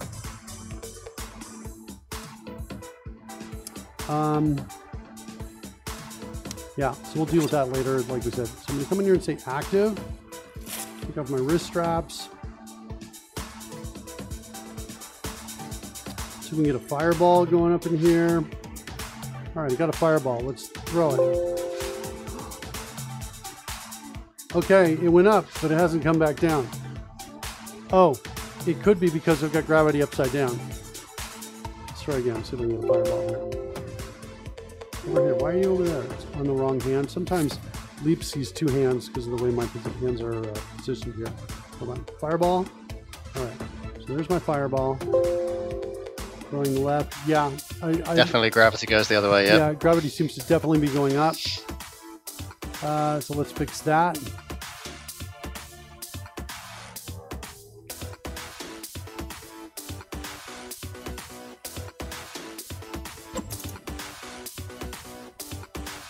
Why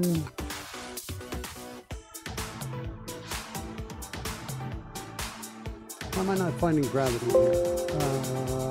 Where did I put it? I put it in World 3D.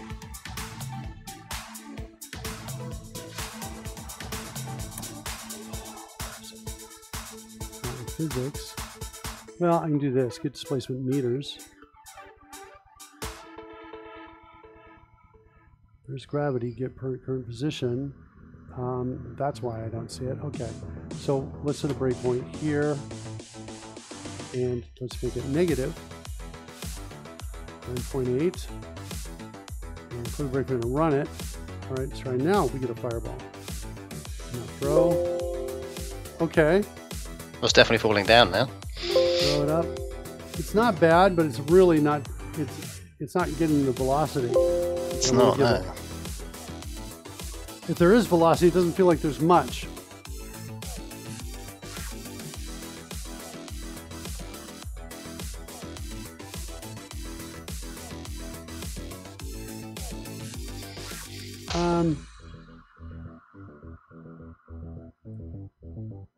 The other thing is we've got this thrown object here. Our update's still being called on it.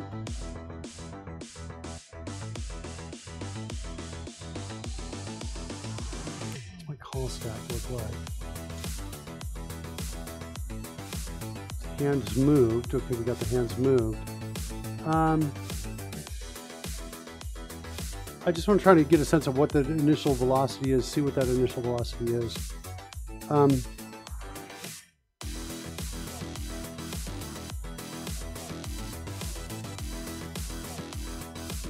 Gravity seems to work on it though. In terms of when the rate that it falls, it seems like it's working in a scale that's about what we're looking at, right? Yeah. What we're expecting to look at. The thing that's really kind of bizarre here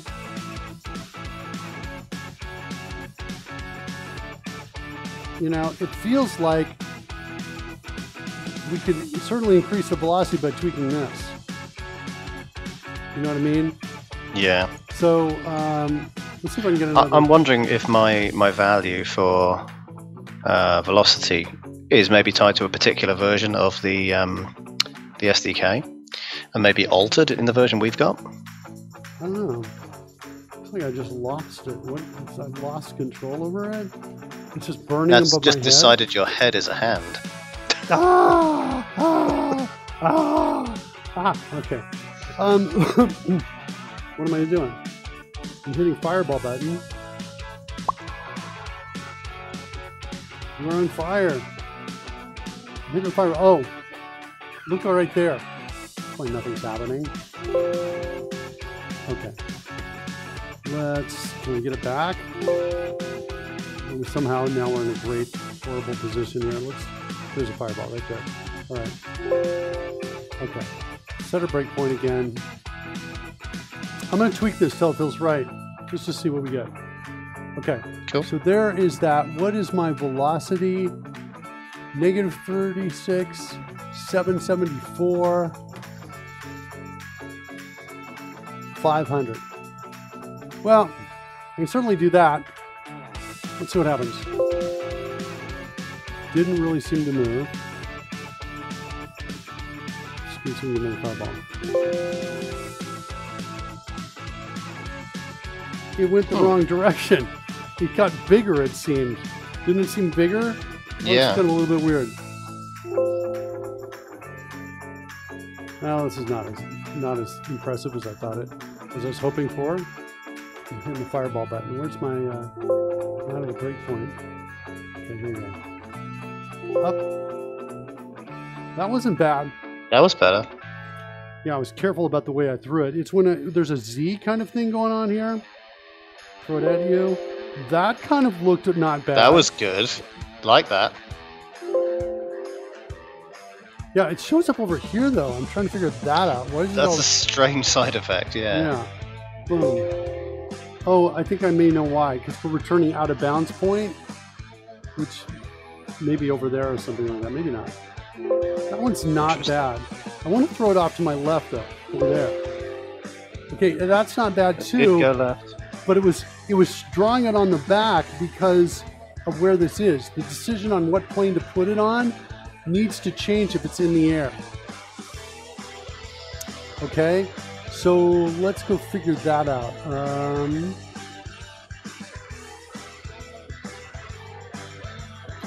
Here's the update.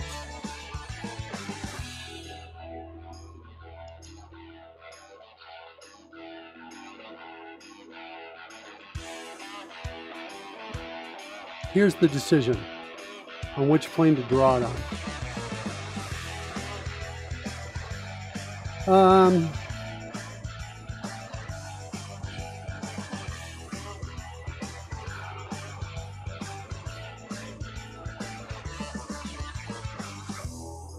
I think I'm going to do this. His throne, maybe?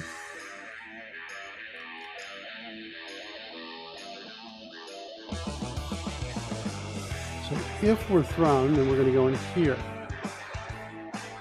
I need to decide where we are here.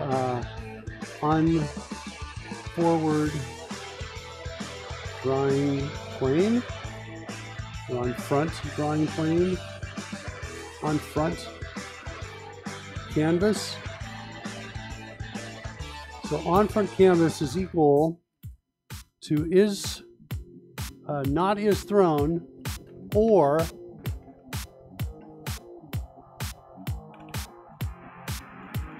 my position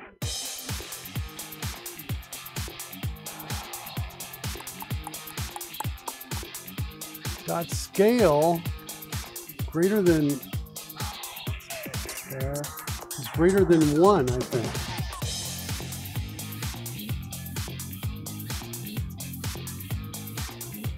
Hold on though, but I also need to do this. So on front canvas equals to, hold on a second, is thrown and the scale is greater than 1. Nope. I need more logic here, I think. It really comes down to, I think, this. If is thrown, then on front canvas is equal to, and I think position scale is greater than 1. It's going to be some threshold here, but I'm not sure what that is. We don't really have a way of deciding which plane it's on based on its scale, but it's a roughly, that's kind of the idea. On front canvas is equal to that. Else on front canvas is equal to this.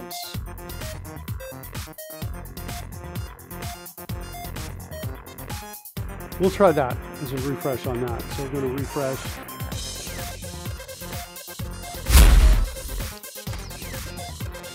Front overlay and refresh the back overlay.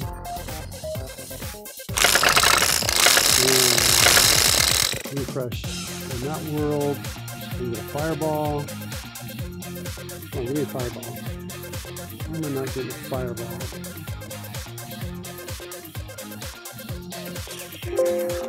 What's going on? Do I got hand position? Hand position is working. Give me a fireball. There we go. Okay, that changes throw. Alright. Not bad. You see that, Yeah. Rory? That wasn't bad. Hold on. Let's get another one go. Right, there we go. So part of the problem, though, it seems like it jumps behind my hand just as I do the throw. And that actually never got in front of my hand. Yeah. It kind of gets it way, it's this number right here, right? This really needs to be like a 0.0. Let's try 0.7. I'm trying to figure out where 1 is, because it should be a representative between halfway between the furthest forward and the furthest backward that you calibrated at. Yeah, let's see if I can find those on screen. That's over in Leap Calibrator. And it's between 0.6 and 1.5. That's the back scale and the front scale, these two numbers right here. Okay, Yeah. That's the default if I don't recalibrate it. So basically calibrated it so it was working fairly well, put all the numbers in so it defaults to that. So we're basically talking about, you know, halfway between those, but, you know, because we're dealing with a wide angle lens, where is that point exactly? Where does it lie? But doesn't the point change based on where your hand is in the Z order when the velocity hits throw speed?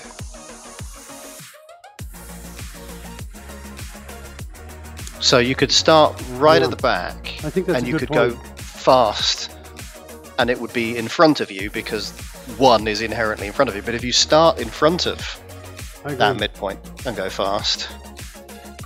All right, so let's figure that out. If it's thrown, I need to know the Z point of both the object and the hand. That's really what we need to do. So let's go look at that. I don't think Hand 2D has that yet.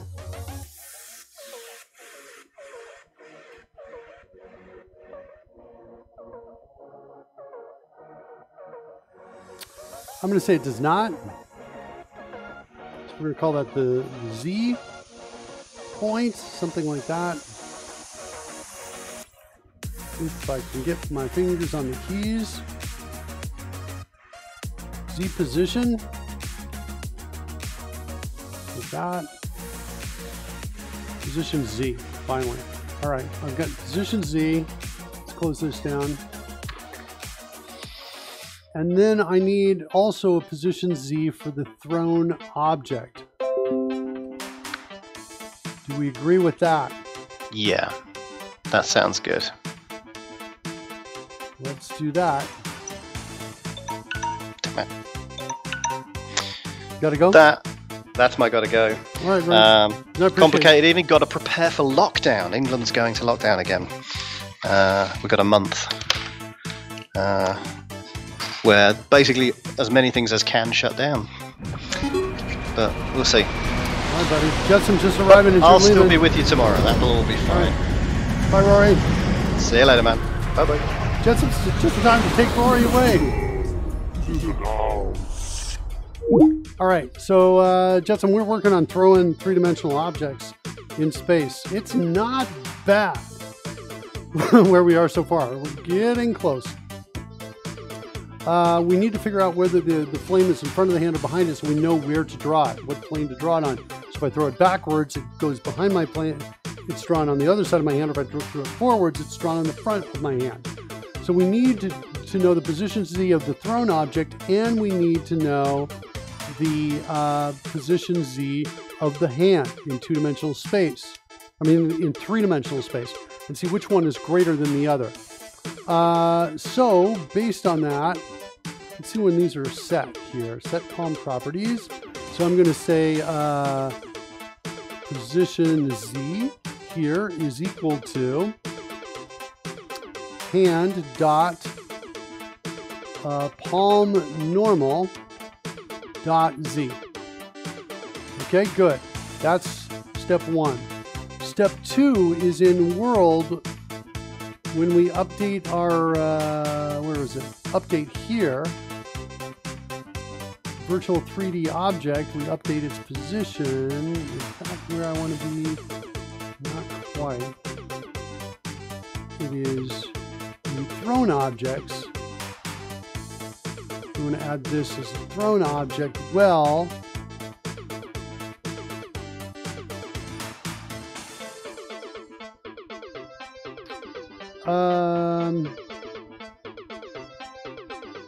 current position, we're going to come in here and say thrown object dot position Z is equal to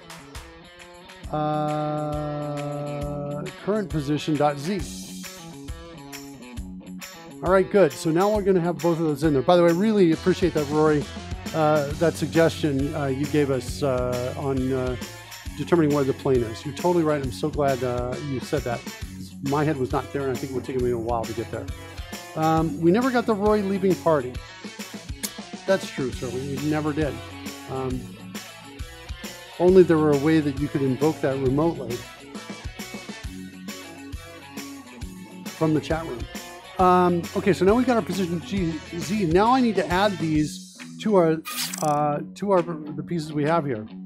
No party. I didn't see the party coming in. It was called for, but it didn't happen.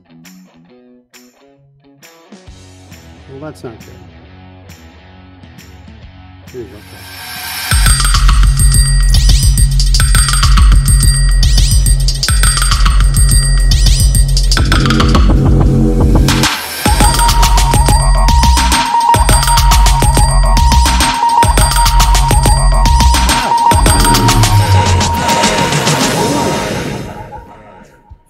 Get out of here. All right, there's your party. Thrown object. Let's get over down into TypeScript. Thrown object. Where's my thrown object? There it is right there. We need a property of type number. And it's going to be called position Z, like that. So we've got that. And then in our hand 2D, we're going to also look for its position Z. Okay, now figure out which plane we're on that we want to draw on. If is thrown, then on front canvas, we don't want to do this anymore. That was a crazy idea. Hand dot position Z. I think as I move forward, the numbers get bigger from the leap. So we want to say if the hand position is less than, meaning behind, so if it's forward, I'm sorry, hand position Z is greater than, where's my thrown object?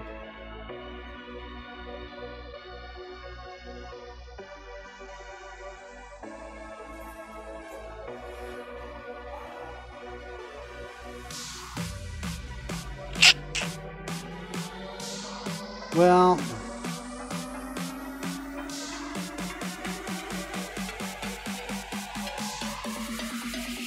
I think I'm going to change this to get thrown object.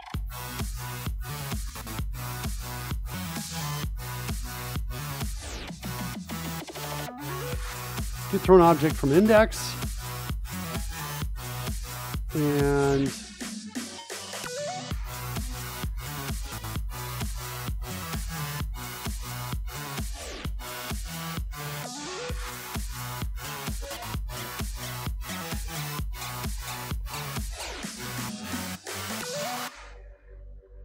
okay. All right, get thrown object from index.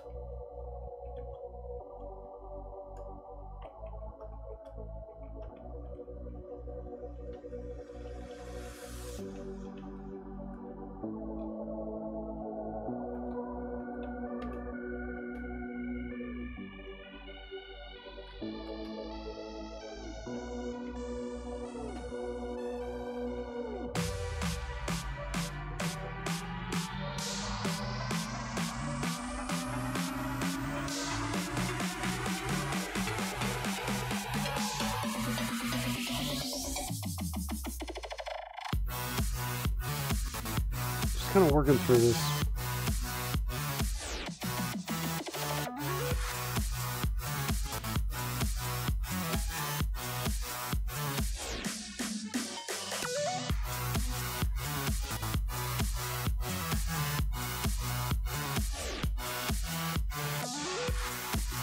Oops, there's what I want right there. Sorry about that.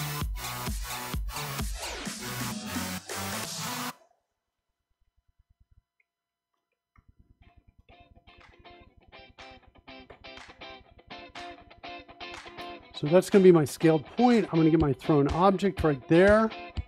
And so now, if it's thrown, we know thrown object is going to be real, so then thrown object dot position Z. Okay, so on the front canvas, if the hand position is greater, nope. Wait, greater means moving this direction. Greater than the thrown object, then we got to be on the back canvas. So I think it's the other way around. If the hand position is less than the thrown object position. I think that's the answer to the question. Okay, let's run this. And let's refresh our overlays.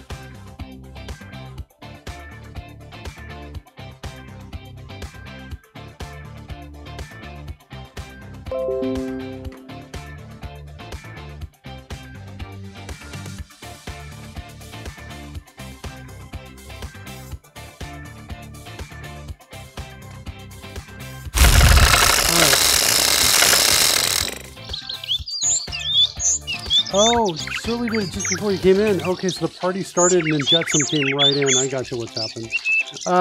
It's fun watching Father and Son dance to this on Saturday. Okay, cool. Yeah, on Saturday we got Kids Code. We're doing it on Fridays too for a while.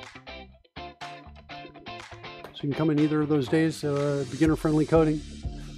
All right, so now let's see if that's working.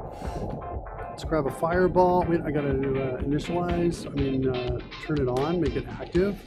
I'm checking that checkbox to make it active. Right there, turn it on. There we go, fireball. That was a little bit of a throw there. Yeah, it's triggering a little quickly there. Throw it. So that's not bad. Throw it. Nice. Throw it. Nice.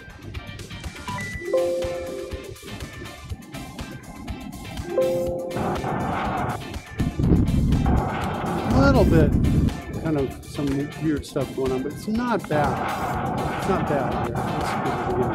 Fireball. Fireball. Fireball. I don't get any fireballs. Let me take off my wrist strap.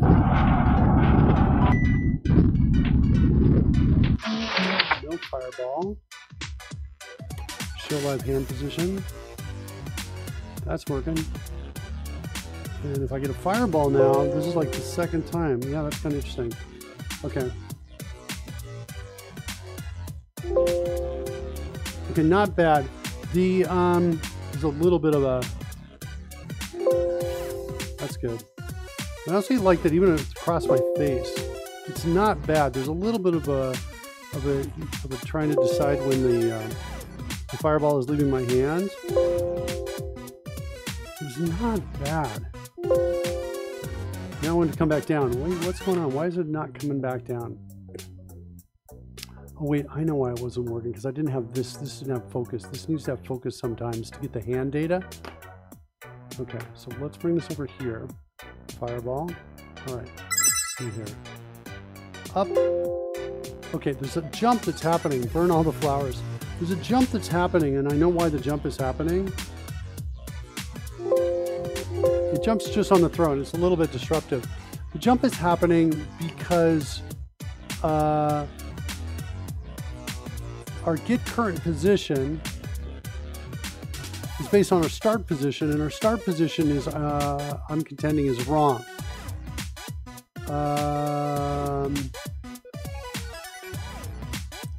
Throw vector dot position is wrong.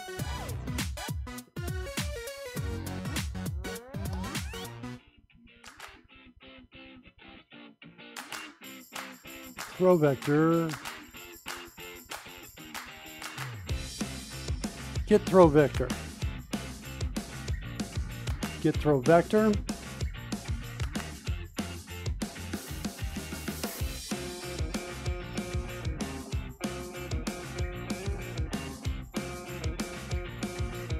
Throwing point.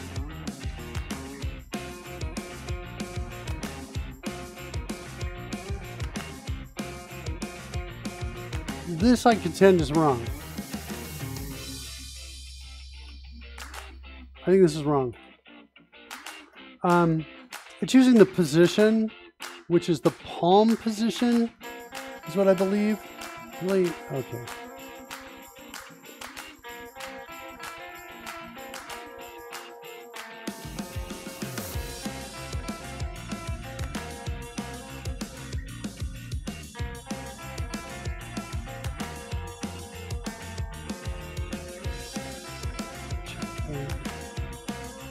Coming from the Q.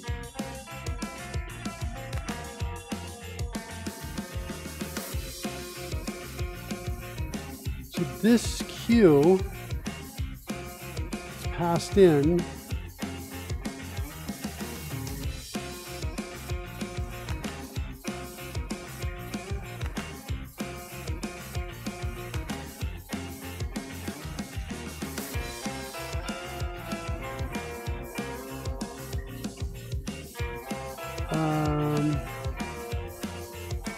throw vector.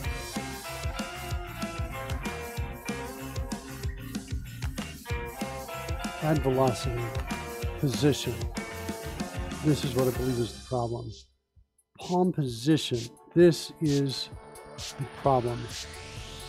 I don't want palm position. I want palm attach point is what I want.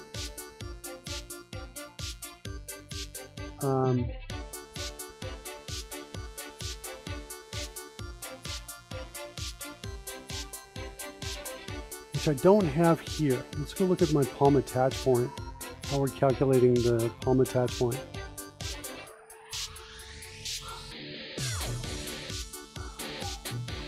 It's this, palm position plus palm normal times the palm width. So what I want to do is, we're going to call this get attach point is what we're going to call this. Let's close this down. We get attach point like that.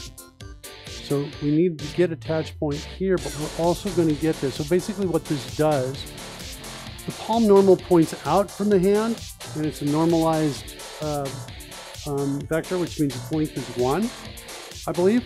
And the palm position is right there. It's right there in the center of the palm. So this get attach point basically says, let's pop out the width of the palm, so it turns the palm sideways and points it out about that far. So that's where the fireball is going to be. But when I throw it, it's using this position here. That's why it's got that jump right there. So, so I want to use get attach point in that other location we were at, which I think it's here. Let's see what's calling add velocity. Yeah, I think I want it here. Get attach point of hand.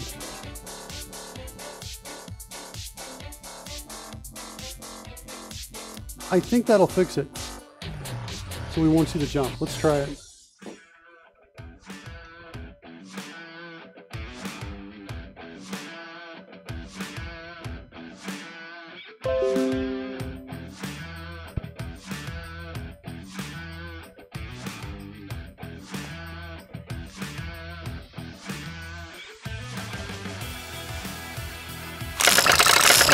Running.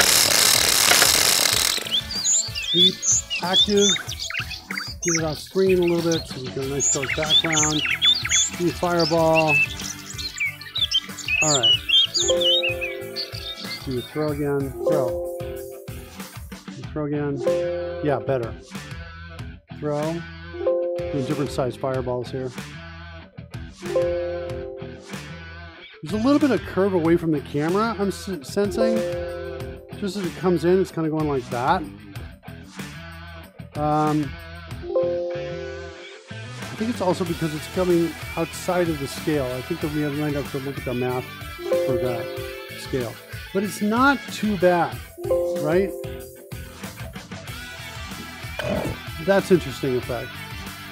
Seems to wrap across to the left side of the screen as well. Yeah, we were seeing something like that that was really weird. Whoa!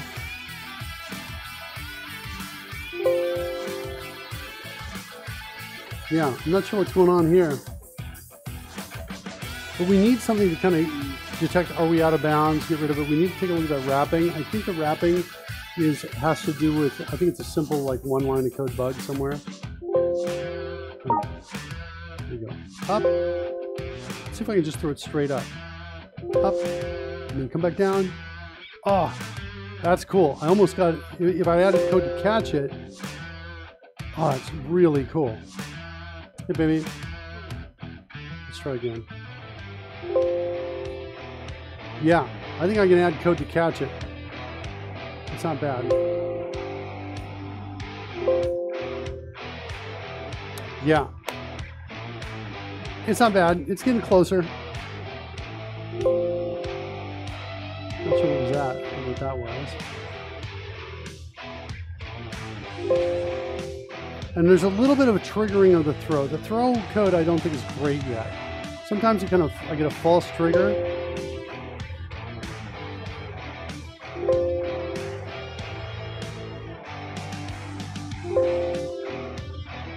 There's small little problems with it, like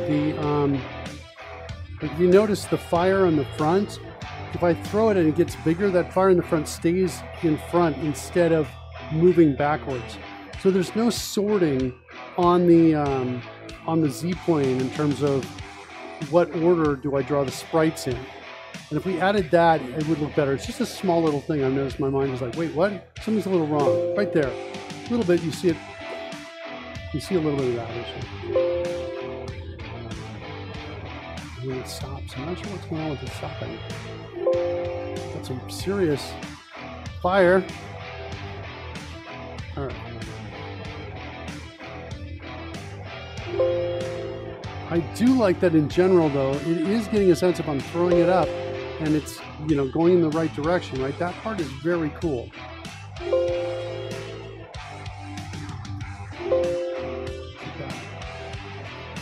The only thing that's, it's funny.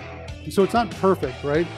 But even with as rough as it is, right? Even with it as rough as it is, my brain is like doing this thing where it's like, wait, why can't you feel it in your hand? Do you know what I mean? I'm like, it's like I feel like I can push right through it, and it doesn't make any sense, right? Even though it's a little bit crude, I'm like, there's no heat. You know, my brain is like, why isn't it hot? My brain is like, why can't I feel it? So the fact that my brain is like confused by this, I'm going to call that's not bad, right? It's not bad. Yeah, and I do like this too, where I can, you know, without losing it right here, but I turn it around here. I can kind of go back, and, you know, it's behind us and in front of us. I think the triggering is a little too sensitive. Let's see what we can do about that. I'm going to do something else too. I want to come over here. I want to go to the page. I just feel like that one fireball, the orange fireball, is too big. Yeah, it's 260%. I'll make it 160% like that. Let's throw that down. Let's get that fireball. Oh, we need to get over here. It appears. All right. Yeah, so it's bigger. Yeah. It's not bad. It's really not bad. It's like with a little bit of tweaking, as long as we don't have, you know, bugs that are too bad here. Come on, guys. Give me, there you go. And also sound effects.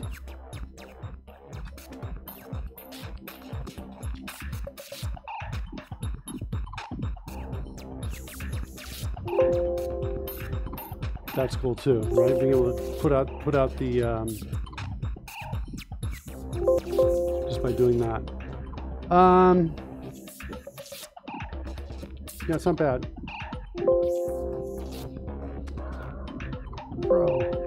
And then a catch, or maybe not. Maybe throw to another player. I'm not sure what's happening here.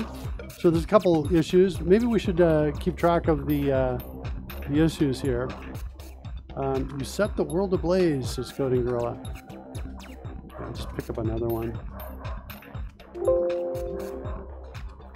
Yeah.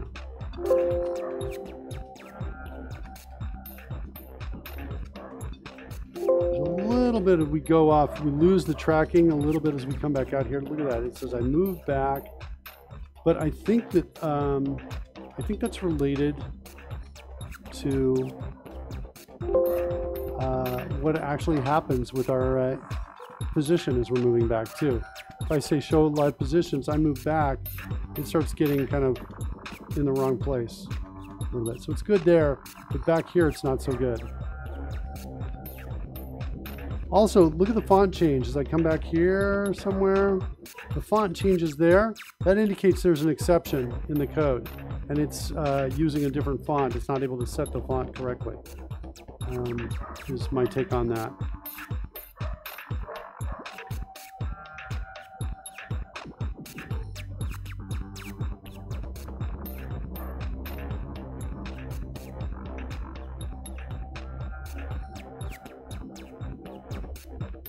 That's cool.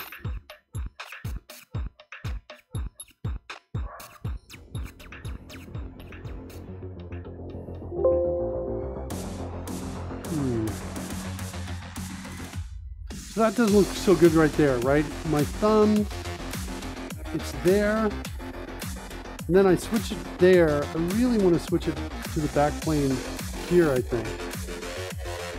It feels like I'm switching it a little bit too soon. If I do it quickly, it's not that big of a deal. That doesn't look great.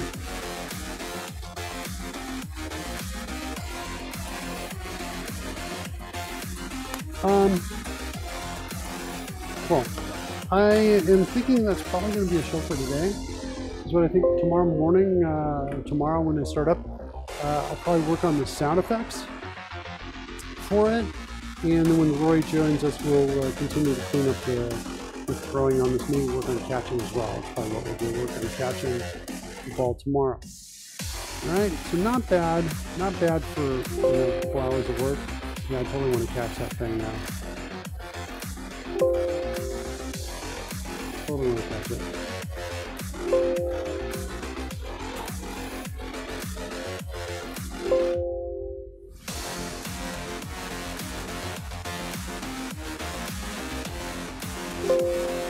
I'm not getting anything now.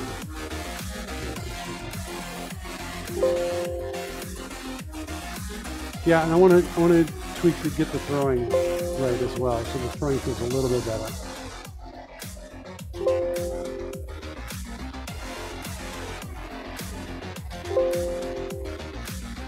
Some of these are genuinely not bad. They're like, you know, aside from some of the false positives we get, push, right? I just kind of push it out there.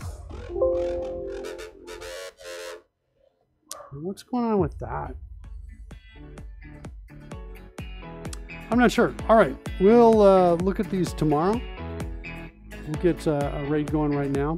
Thanks everybody for joining us. We'll leave you with that fireball floating up in space.